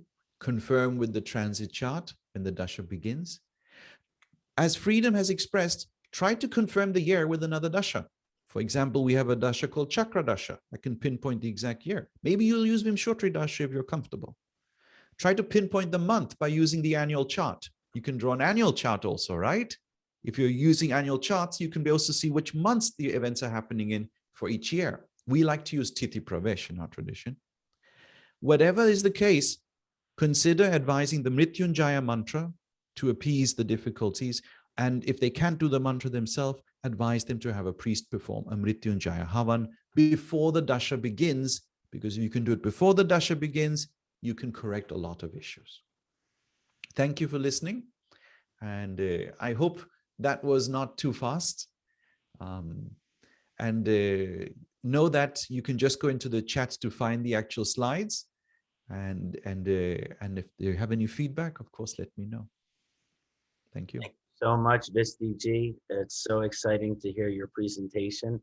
I loved what you said about how you go about choosing what you want to present based on what you really want to get into. And I was excited to hear about Shula Dasha because really getting into medical astrology and longevity, it's an incredibly profound method and really gave me some great insights. And what a powerful example with Betty Ford, a pioneer of modern rehabilitation from drug addiction and alcoholism, and one of the proponents for Alcoholics Anonymous. Really powerful soul. Would any of the Jyotisha here like to comment on Visti Ji's presentation?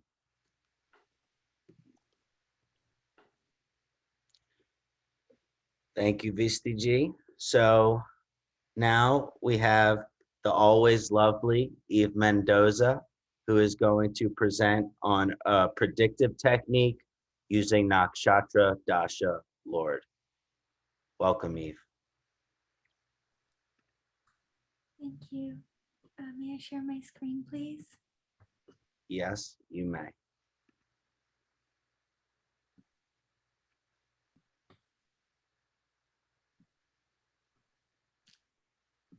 Hey guys, I'm Eve, ready. Eve, your microphone is a little low. Oh, should I get closer? Oh, that's better. That's better. better. Just I'm digesting a tremendous amount. Thank all of you. Truly rooted in your own wisdom. It's beautiful and really profound from many angles. I just want to start with bringing forward Shakti, actually. Without her, there's no power to grow. The seed can't grow. And we're discussing time and karma palam. The fruits of karma only grow because of her. So I just want to open. Om Aim Saraswati Nama. Aim Guru Saraswati Nama. Guru Brahma, Guru Vishnu, Guru Devo Maheshwara. Guru Sakshat Parabrahma Tasmai Sri Guruve Nama. I also want to bow to all traditions that I am too ignorant to understand. And I do want to honor Sanjay Ratji's parampara right now because I have learned and I'm continuing to learn. I'm still very ignorant, so much.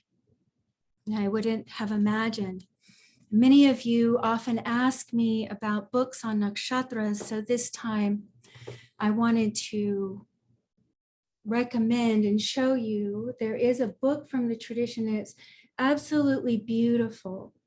One thing I really appreciate about the tradition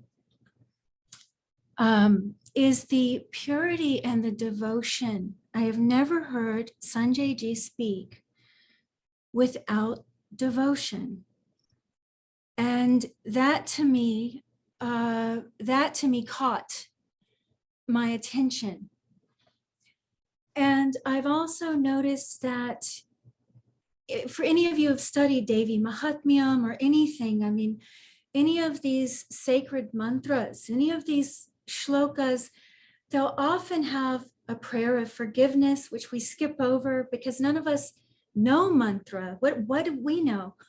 We can say the sound. What do we know? You know, I can't say I know anything. So that prayer of forgiveness becomes most important for me. But you'll also find multiple times guhya, hidden, secret. And I love that in this tradition, there's a structure, but so much is unspoken. And there's a profound depth. So I just wanted to honor that properly this time. I'm very grateful. And I'm not sure that I'm adhikari, as Parashara says you should be to learn astrology, but you'll forgive me, be protected from my ignorance as I share a little about my limited understanding on nakshatras. A lot of this is from experience. I did live with a teacher in India for many years. It was more of a spiritual teacher, but he would open up about these things occasionally. I mean, my job was massaging his feet and getting his food and taking care of his medicines. So you're actually talking to a nurse right now, more than a Jyotishi. But I just have this devotion to this, and I don't, I've never been able to explain it. So let's just start with the nakshatras and the moon. Let's just start there, because before we get into dissecting everything, let's understand its life. Let's understand also its function. Proteins in medical, but our proteins are an actual shape of their function. So the specificity here becomes important. Not only the intuition and all of these things that people often get into with Jyotish, but the honor of the mechanics. And in order to honor the mechanics, we have to have some kind of life, to understand that it's a life form, it's living somehow. So Mahakal is living. And this portion of Lord Shiva, this portion of Ma Kali,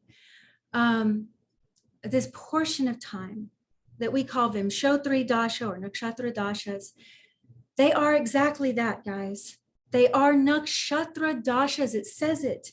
The translation in Brihat Shastra is terrible, so I posted the Sanskrit for those of you who want to look at it. But he explains here in a nutshell that it is a Nakshatra Dasha. So what I hear a lot is the use of Rashis, the overcompensation with Rashi in Nakshatra Dashas, because people have not devoted themselves to lunar Jyotish. We have many brilliant Suryas, many brilliant gurus, Buddhas, and Shakti tends to get a little, she's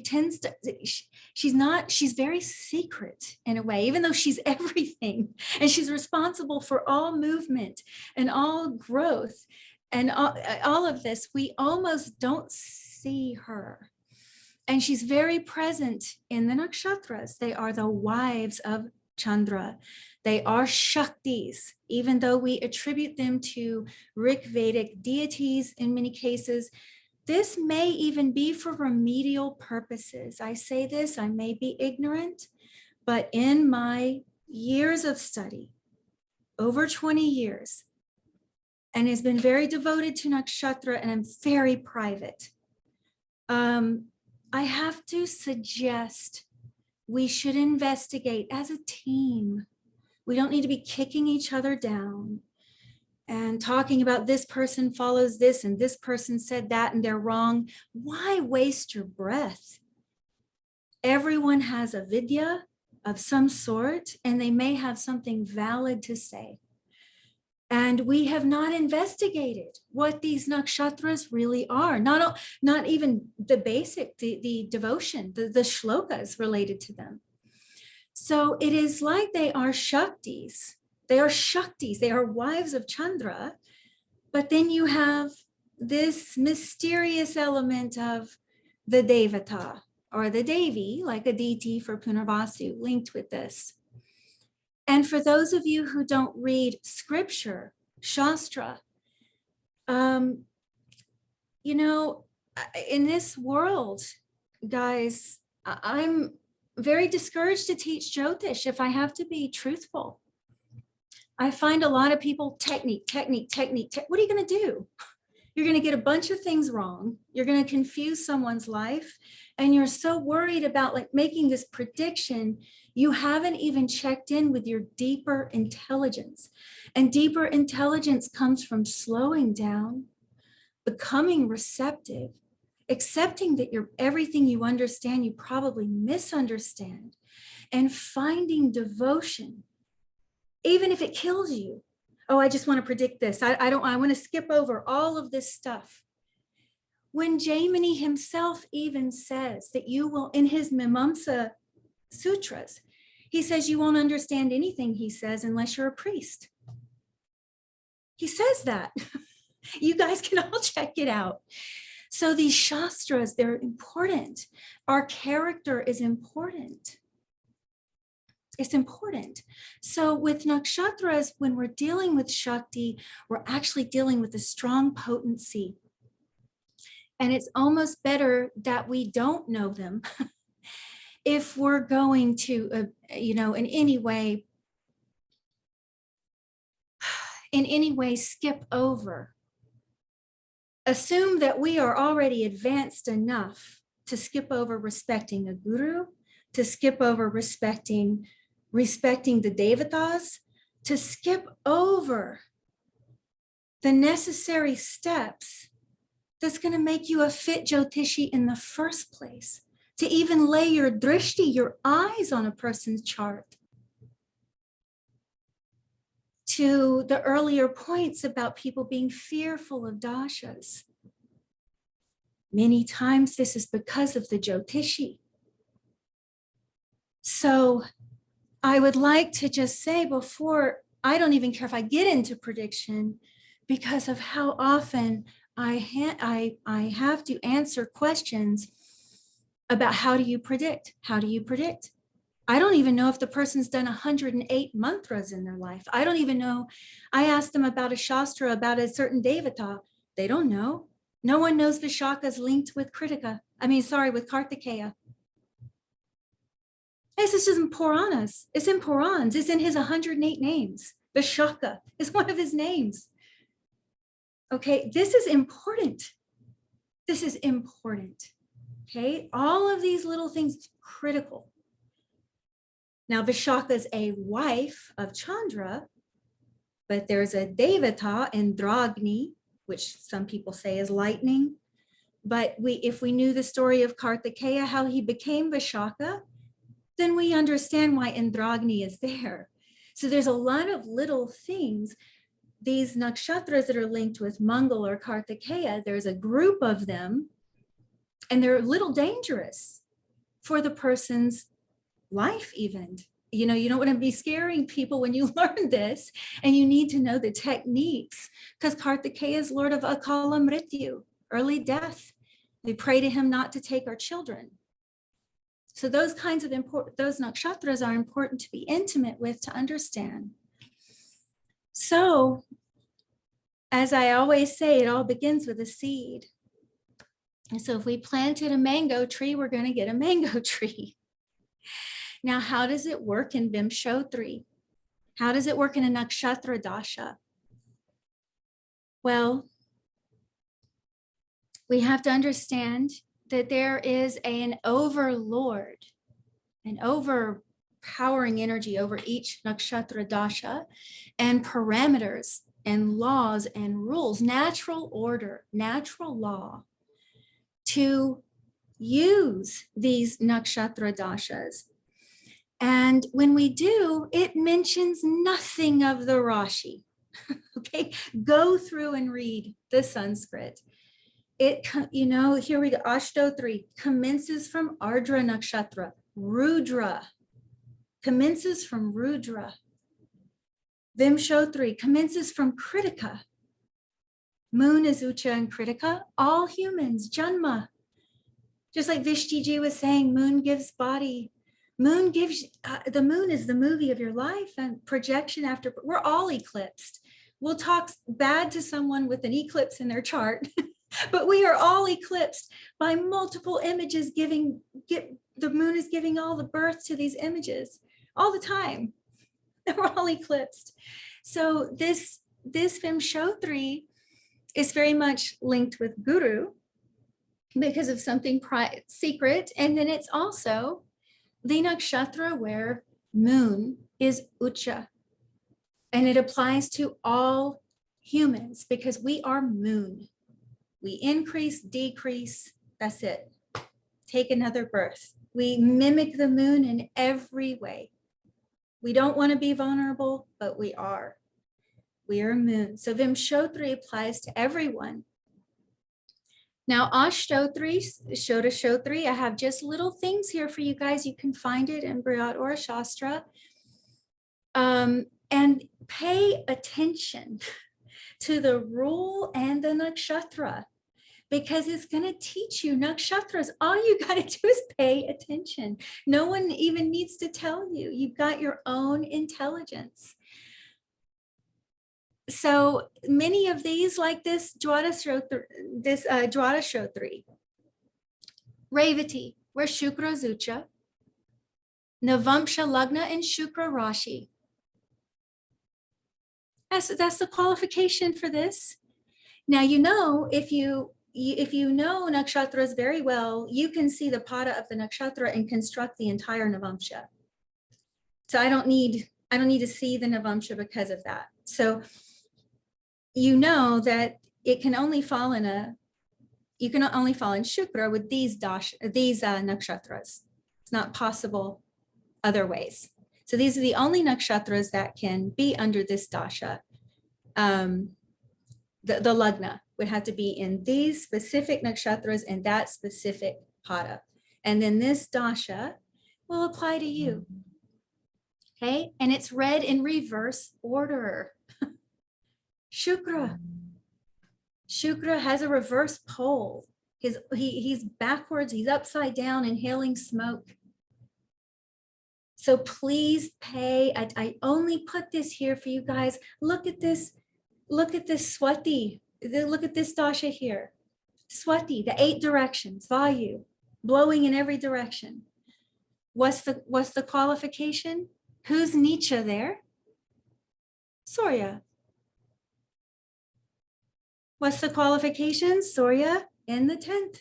10th Lord in the 10th house. So it's that same thing with Surya with direction, the 10th house. Sorry, there's another one with Surya in the Lagna. But this one, Surya in the, 10th Lord in the 10th. That directional strength. This dasha is all about that. And Surya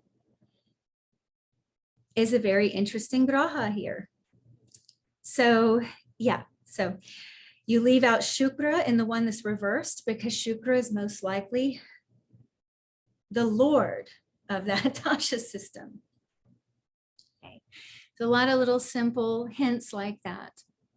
We've got this one with the Surya and the Lagna, Ashwini Kumars, Sun is Ucha in Ashwini. The dasha commences from Guru. It's one of the rare ones where the dasha commences from anything but the sun. The sun is our natural nakshatra. It's our natural star, Yogatara. And so most of the nakshatra dashas do whatever nakshatra kicks it off. It'll be the sun activating that nakshatra, but there's a couple of them that it changes, and this one is one of them. So let's go into just a few little ways that you can read this. And I do lay my ignorance at the feet of Ma. And I just lay it for all of you to test it. Just try it. And I'm happy to be wrong. And it's a simple thing. But over the years, I've noticed that if you can't teach it to a child, sometimes I wonder about it. How complex we must become. So let's take Guru. I have here Guru Mahadasha. Now we know that moon is Janma and it starts Vimshottari, right? It says Janma Nakshatra. It kicks off the Dasha system. Now what happens when you go into the next Dasha? Through my observation, that Dashapati becomes the temporary Janma Nakshatra, meaning it is now the Chandra Lagna. It's now going, why do you think Rishi Parashara says, look what's in the 12th from the Dasha Lord, look what's in the 2nd from the Dasha Lord. These guys give hints. They're not always spelling everything out for us. Are you kidding? Rishi Parashara, he said that you shouldn't even be studying this if you're not qualified. Do you know his qualifications? Most of us in the modern time, it's nearly impossible to have that character. Do you really think he wrote you think he wrote a book and gave you all the secrets, just spelled it out? You have to be worthy. Ma doesn't open to just anyone. She only opens to Shiva. We have to be worthy of this. And I know I'm not. So that's why I'm saying I've seen these little things. Now, Rishi Parashara gives us these little hints. So we look 12th from Dasha Lord, 2nd from Dasha Lord. We look at the placement of the grahas from Dasha Lord. Why? It's pregnant with the karma palam, that the nakshatra is, that it's aligned with. And that graha is going to be its husband, is how I should say it. Temporary Chandra. It is going to make a baby. And that baby, you're either going to like it or you're not going to like it, because, you know, it depends on what's really going on. But either way, the graha is the generative principle. It is becoming the temporary Janma Nakshatra. And it starts giving birth. It starts producing. The nakshatra starts producing based on the personality and the quality of the graha. Not only that, anyone else who is in that graha's jurisdiction. So let's say Jupiter, then if we've got a planet sitting in Punarvasu, Guru has full jurisdiction over that graha. He says, hey, it's your time, start producing. You know, start producing the fruit. So if it's Ketu, then Ketu sitting in Punarvasu, the fruits of Punarvasu will come according to Ketu being the husband, the Dashapati. Okay, really simple. This is such a simple thing. You could almost show a child, and I feel like many people will just dismiss it because it's not mathematic enough. I'm not doing equations here. This is really simple, but you can tell so many little things even by using just you got to know the nakshatras though, guys. You can't just go, oh, Ketu and Punarvasu, so I'm going to get the fruit of Ketu. What's Punarvasu? Have you taken the time to know? What does that nakshatra do? I'm not talking about Tarabala, like where is its position from Janma Nakshatra or Dashapati. I mean, that stuff is significant, by the way. That's getting more technical. You don't even need to get that technical at this point to start developing reverence for these nakshatras. Just think of Ketu as the husband and Punarvasu as the wife, and there is going to be a child that comes out of that, as simple as that. Just start there. And if the graha happens to be a karka, like Atma Karka, Matya Karka, Dara Karka, just pay attention. Just pay attention to the karka and the nakshatra. You almost you can tell so much if you understand. Now the pada becomes important because that's the tattva. Okay, that's going to give a tattva element, and the entire Navamsha appears to be constructed off of Navamshas, even though there's calculations for it and nakshatras.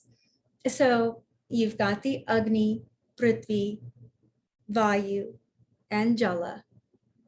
Okay, 1, 2, 3, 4.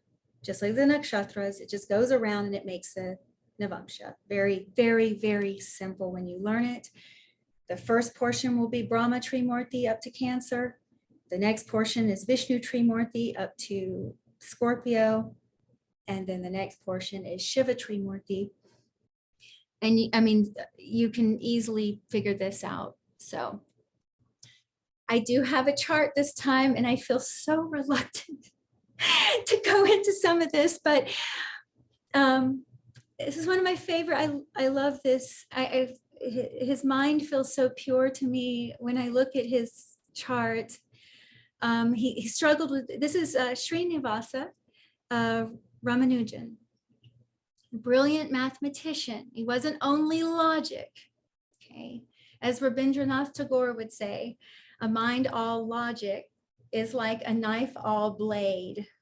It cuts the hand that tries to wield it. It's probably said much more beautiful in Bengali, but that's my understanding of the translation. So he received visions from his village goddess, who is Mahalakshmi. And if you just look at his chart like a child, just look at that beautiful, that little 5th house.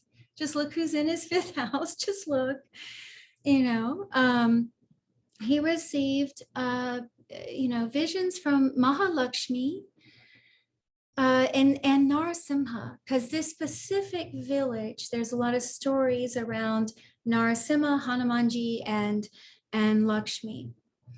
And still to this day, they are going through his notebooks. He was a genius because of his receptivity and his imagination and creativity with mathematics. He was one of a kind. The professors at Cambridge said it, but his life purpose destroyed him in a sense. It's a very interesting chart because it really uprooted his health. He was Brahmin, strictly Brahmin. He even had an odd kind of surgery, I think, from withholding brahmachari with his wife. Like he had problems with his genitals, you know, like all kinds of, like he was very strict. He was a strict vegetarian. So he went to London, and of course that was a hard negotiation. It was a difficult negotiation with his health. His health was already kind of fragile. And if you can see this chart, any of you who have basic knowledge can see that the health of this person would be fragile. Now, where do nakshatras come in? I just want to show you guys a little bitty simple thing of what I was referring to. And this is like a real starting point. This is definitely not the depth, but to start allowing you to feel a little devotion towards these nakshatras and reverence that you don't have to overcompensate with Rashi all the time. And this is, I feel that's happening with all masculine things in a way. Surya, we respect timeliness and mechanics and sharpness, and there's almost no room for being gentle and slow and receptive and wrong. God forbid you're wrong. You know, you have to act like an authority all the time. So I'm just kind of adjusting our hearts a little to this concept that there's some missing piece of Jyotish, and I'm definitely not intelligent enough to restore it. I'm just devoted enough to perhaps know that. That's what I'm saying. I'm not the intelligence behind it. I just know it. And nakshatras are part of that because we're using them in such a way that I'm always like, why do you have to use the Rashi so much? And you're counting all these numbers. It's like, wait, slow down, because these things are, no. It's either an abode of a devata or it's a shakti. So then approach it a little different. So if you guys can see, this looks rather small here. I want you to just look at the Dharakarka in his chart. And then look at when he got married. Okay, just look. Let's see if I can expand that for you. This shows up over and over and over. Okay, guys, like over and over and over. It's not some brilliant technique, or maybe it is. Just try it. Just try it. Now, how the quality of that marriage would be, what it would be, all of those things. This Mercury Dasha is already full of problems. It's already full of problems with health. It's full of problems with money. If you know anything about Jyeshta Nakshatra, second pada, you'll know. That falls in a Makara Navamsha.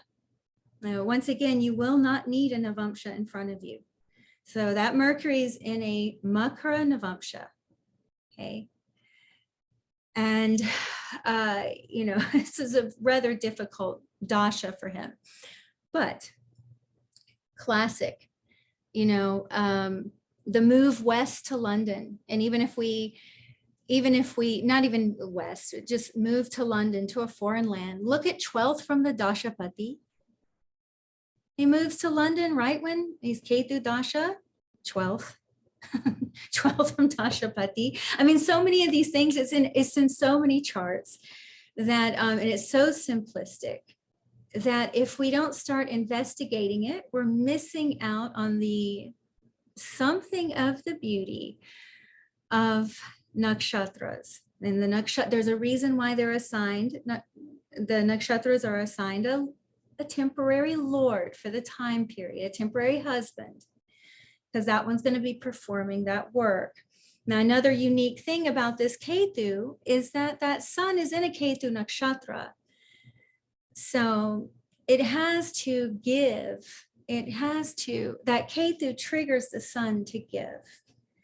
Give what? Give things of Mula nakshatra. I mean, we talk, those of us who know about Ketu know that Ketu loves mathematics. I mean, this is when he shined. He got all of his visions through the Shukra Antardasha, of course, which was of Lakshmi and Narasimha. And so just lovely timing there. It's his Amatya Karaka. So he got a job promotion and he got his visions. These visions were of equations. Ma Lakshmi, not Ma Saraswati, and Narasimha, he said he had a vision of Narasimha writing in blood, in integrals. And he went and wrote it down immediately in his notebook. So these visions had purpose with his life mission, that Amatya Karaka, that profession that would later take him to a foreign land, which was really misfortunate for him. The sun is the GK. It was really a kind of a lack of fortune, truly, though he did live his life purpose. Even during this cycle, which is still this Ketu Shukra, his mother had a vision to stop preventing him from going to the West. She's strict Brahmin. She didn't want him to go. I mean, family members didn't even attend his funeral because of how orthodox, and she even had a vision of Lakshmi saying to let him do his life purpose. So this is I cannot bring myself to show some things. Please forgive me. It is not withholding. I feel that my teacher used to say, things that are given in silence remain in silence. And this is enough to where if you understand a little of this, if you have the intelligence to work with it, you will see something. You don't need to with the Nakshatra Dasha only. I'm not saying with other dashas.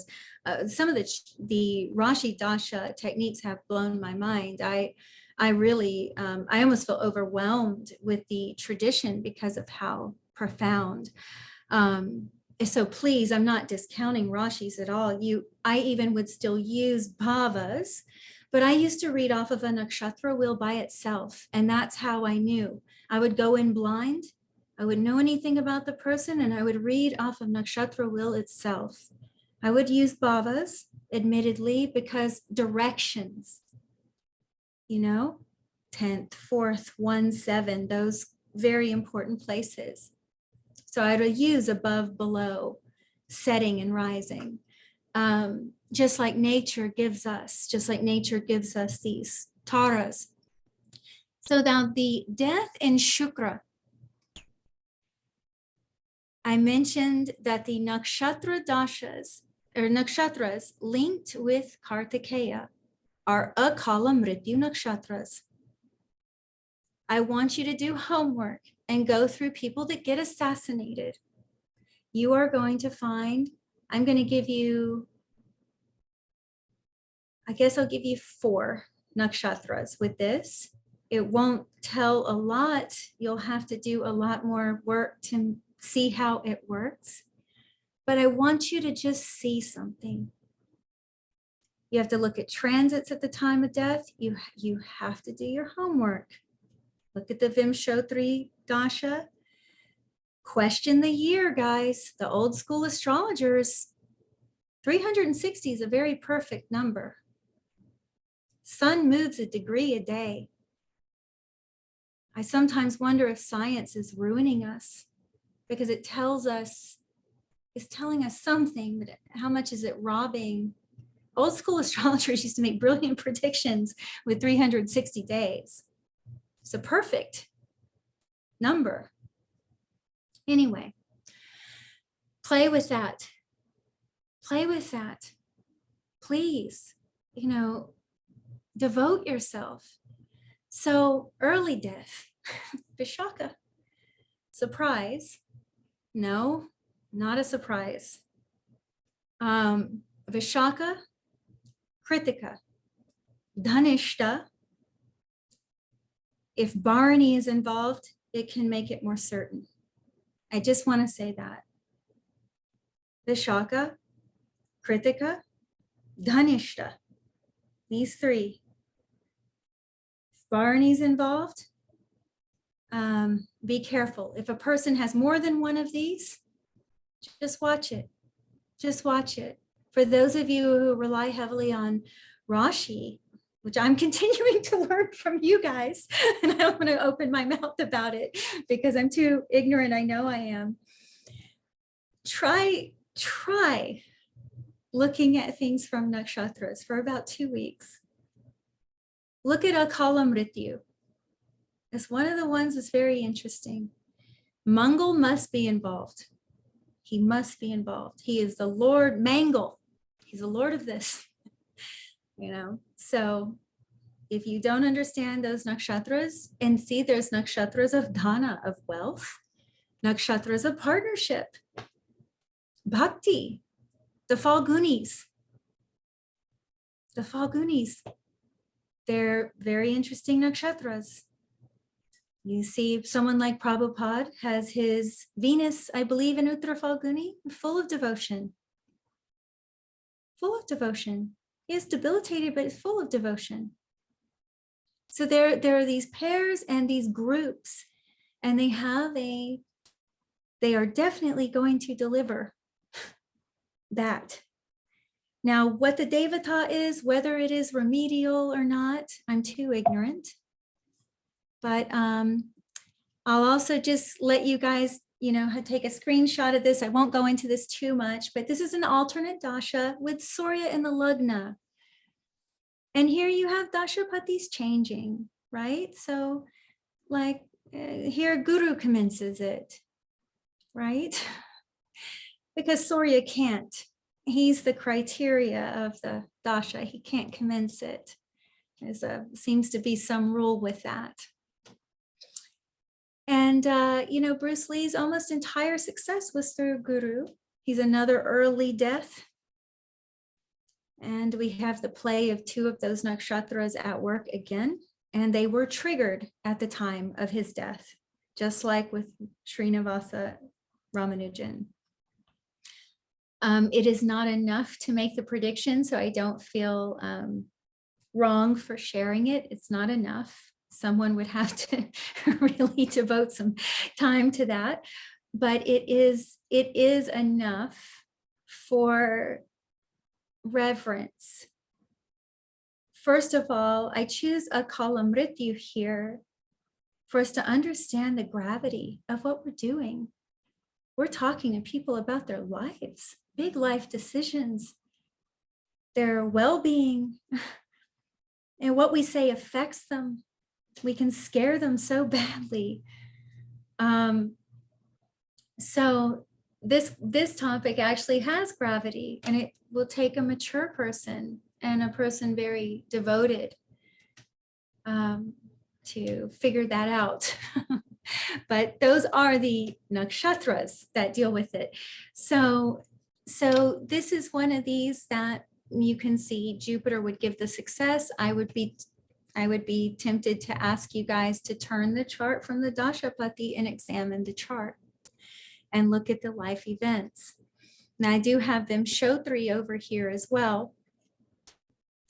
And once again, you're going to find a lot of those karakas. If you just find his chart and then look at this, you're going to find a lot of those karakas at work. And his death was mysterious.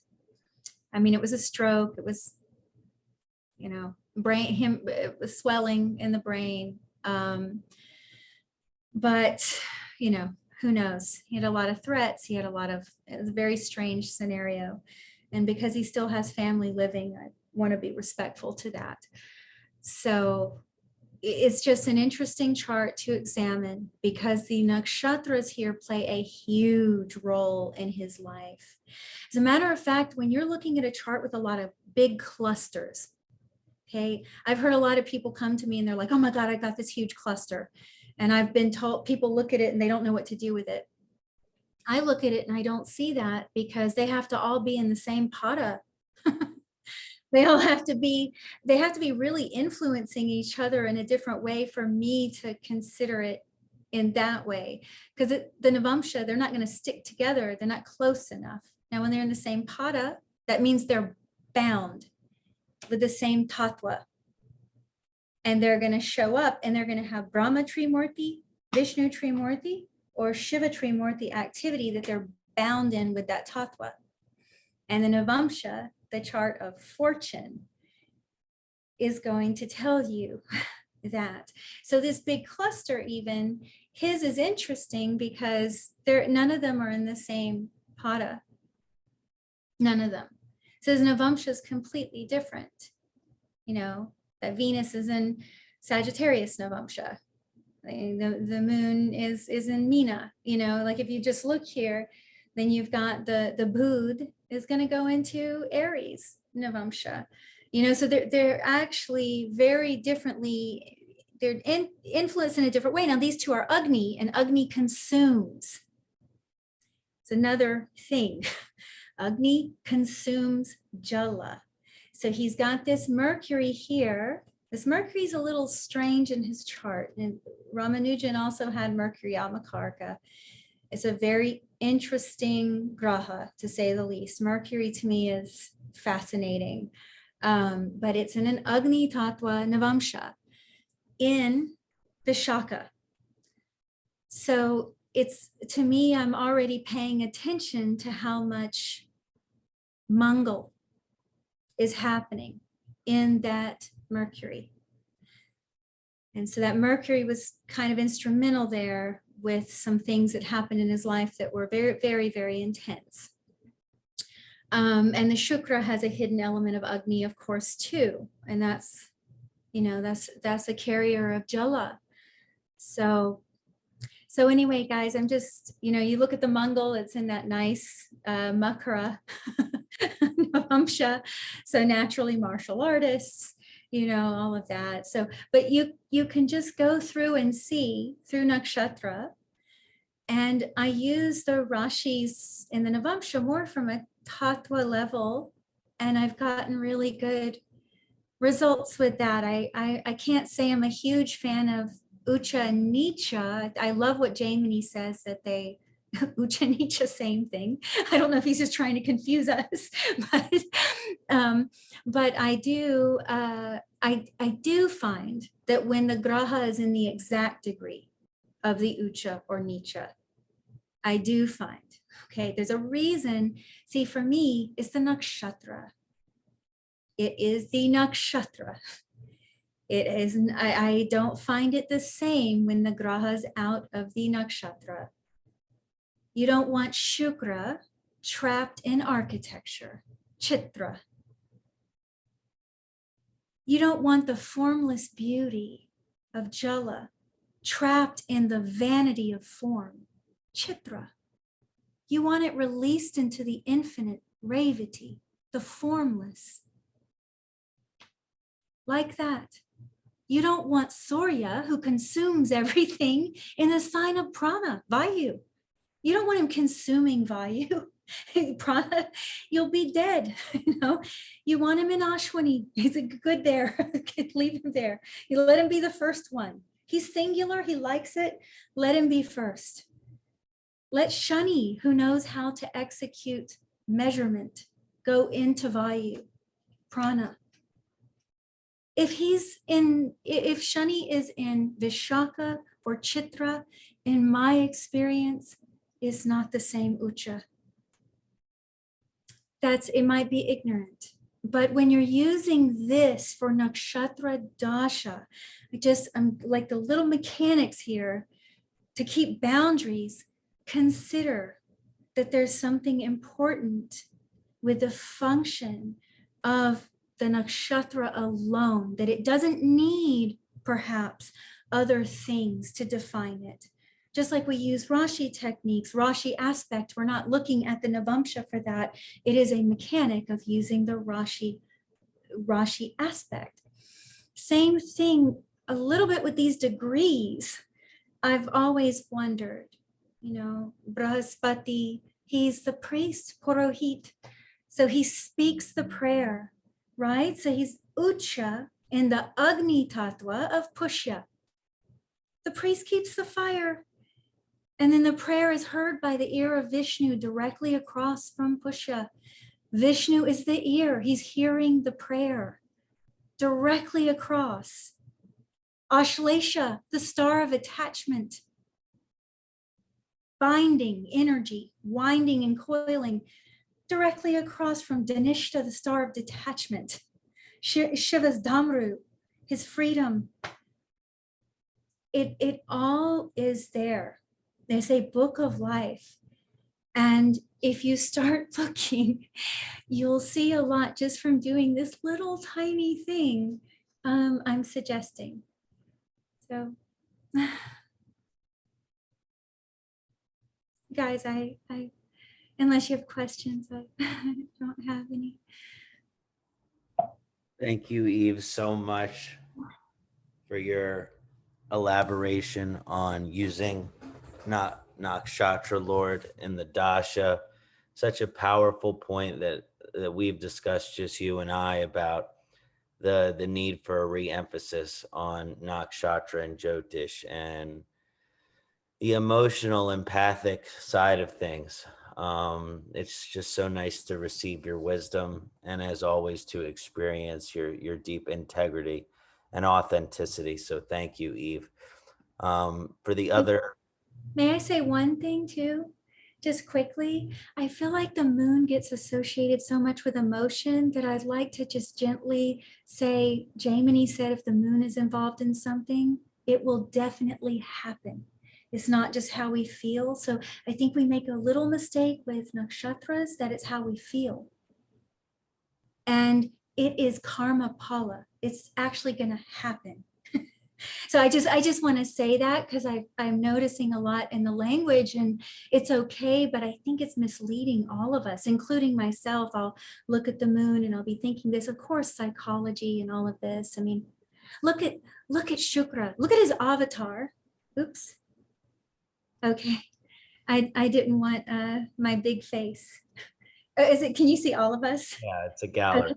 I don't want, I feel better with her up there, but yeah, so if you look at Shukra's avatar, Shukra's story, it's all psychological torment. He's definitely a graha of psychology. It's all very intense, his story. Chandra also very, very, very intense, the story. So there's definitely that Chandra Shukra fourth house element with psychology and our emotions. But I do think if the more you look, the more you're going to see how concrete, because we are the moon. Just Yeah. just as you were saying that, we had 108 attendees in our. I thought Yeah. that- I'm probably ignorant, so I hope all of you guys are protected from the severe ignorance that is happening over here. But I have to share the observation. I'm actually a very technical researcher, but I feel very uncomfortable about sharing a lot of it. I feel very uncomfortable. I still feel we are so impatient that, I mean, are we actually following what this Rishi said? And how much pop karma comes from that when we do this and then we don't? So I worry about that part. Thank you, Eve. Any other Jyotisha like to comment or say any concluding remarks? Dr. Pai?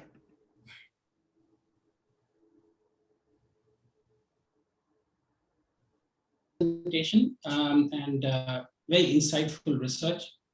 And just to add to what she has mentioned about, she talked about 4 nakshatras, which are very key. She talked about Kritika, Vishaka. She also mentioned about Dhanishta, and she said about Bharani as well. And now, if you know the system of nakshatra-based, lunar-based astrology from Atharva Veda, it starts from Kritika, and the first leg of these nakshatras will end with Vishaka. And Vishaka would be the split that is happening between these nakshatras. You know, you have 13 nakshatras on one side of Vishaka and the 27 nakshatra scheme. And you have 13 nakshatras from Vishaka on the other side, which means starting from Anuradha, going up to Bharani. So this would be the starting point and the end point for the Deva Yana nakshatras, or the path of the Devatas, starting from Kritika, going up to Vishaka. And then we start with Anuradha, and then we end with Bharani.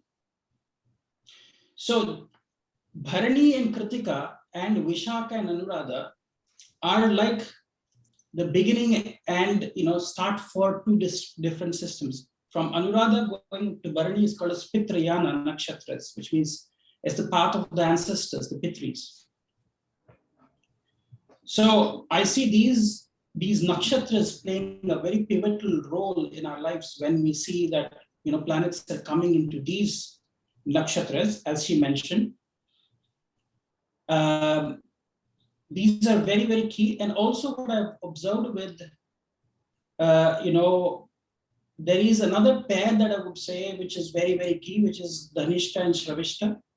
If you see from Vishaka, Shravana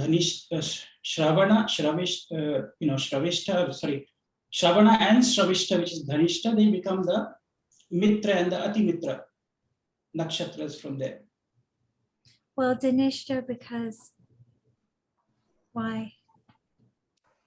Why would it be a Kalamrityu? Because of Mars. Because it is Mangal Ducha. Any Agni consumes. Exactly. It's Mangal's Ducha. And yeah, there's other stories linked with it, including the murder of the children before Bhishma is born, the Vasus. Yeah. Okay, there's a lot of stories. So if we look at Dhanishta and we think, wealth, Dana, sure. But go look at Princess Di, go look at many charts with Dhanishta, look at it. Just look at it. It's a Very divine system. It's a very divine system, but we have to be careful. And then Garga Rishi also said these nakshatras aren't equal, which complicates everything. I think it's in his Brahma Samhita or Brahma. Oh God, because you can't really find it. I've gone on every website to find that more about this. It's very hard to find. So I'm not really satisfied with it. I've, researched it. Some things, yeah. And just to add to what he was saying with these nakshatras, you also look at Sarvato Bhadra Chakra. You will see they will all have Veda to each other. Most of these nakshatras, either they would have direct or reverse or forward-looking Veda. These nakshatras are very key. So that's why I would say that what she mentioned, I'm just adding to what she said. And besides that, I've also seen the key is also with Ashlesha and Magha. So these would be, I would say, these 8 nakshatras would be very key. I'm just saying in general, I'm not saying with anything specific. The nakshatras are like places of power dynamics. The sexual power dynamic is between Ashlesha and Magha. That's between the Pitris, the mothers and the fathers. The political power dynamic is between Jyeshta and Mula. And then the power dynamic with your physical body and life and death is between Ashwini and Revati. Revati's the hospital and the nurses. Ashwini's the emergency doctor.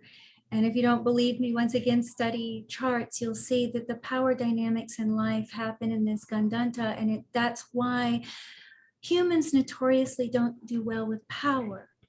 Why do you think the nodes are so hard for us? It's not because the nodes are dirty and this and that. That's our way of expressing it. Very high. They're very high, sacred devatas. But we don't do well with power. And so, Gandanta and nodes and all, and some of these nakshatras like Jyeshta. Jyeshta is very severe. It's a very interesting nakshatra. And it requires someone to understand their potential. Vrishchika Rashi. Vrishchika Rashi is very interesting, the nakshatras in it. Very, very interesting. A lot of potential there. Tremendous potential is the reason they say it's a Brahmin. Tremendous potential, but it is handling a responsibility is what it is. It's a responsibility when you've got Shakti. Anything that's poisonous has great Shakti. That's how it kills you. Great points, Evji. Just as a tip to all of the participants, also look at nakshatras and the birth star of the planets. They also would be key. Kritika is the birth star of moon. Bharani is the birth star of Rahu. Ashlesha is said to be the birth star of Ketu. Depending on the Quran. Yeah, depends on which Quran is it, because Narada Puran, Vamana Puran, there's different Purans will talk about different nakshatras.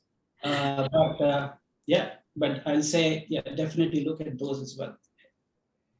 Yeah, guys, I feel really humbled to be here. I just thank you for having me. Thank you. I just hope we all can develop character. I really think that's the main thing. If I could just get on here and say that every time. I feel such love for the community, and I wish we'd all work together more and be less, I don't know.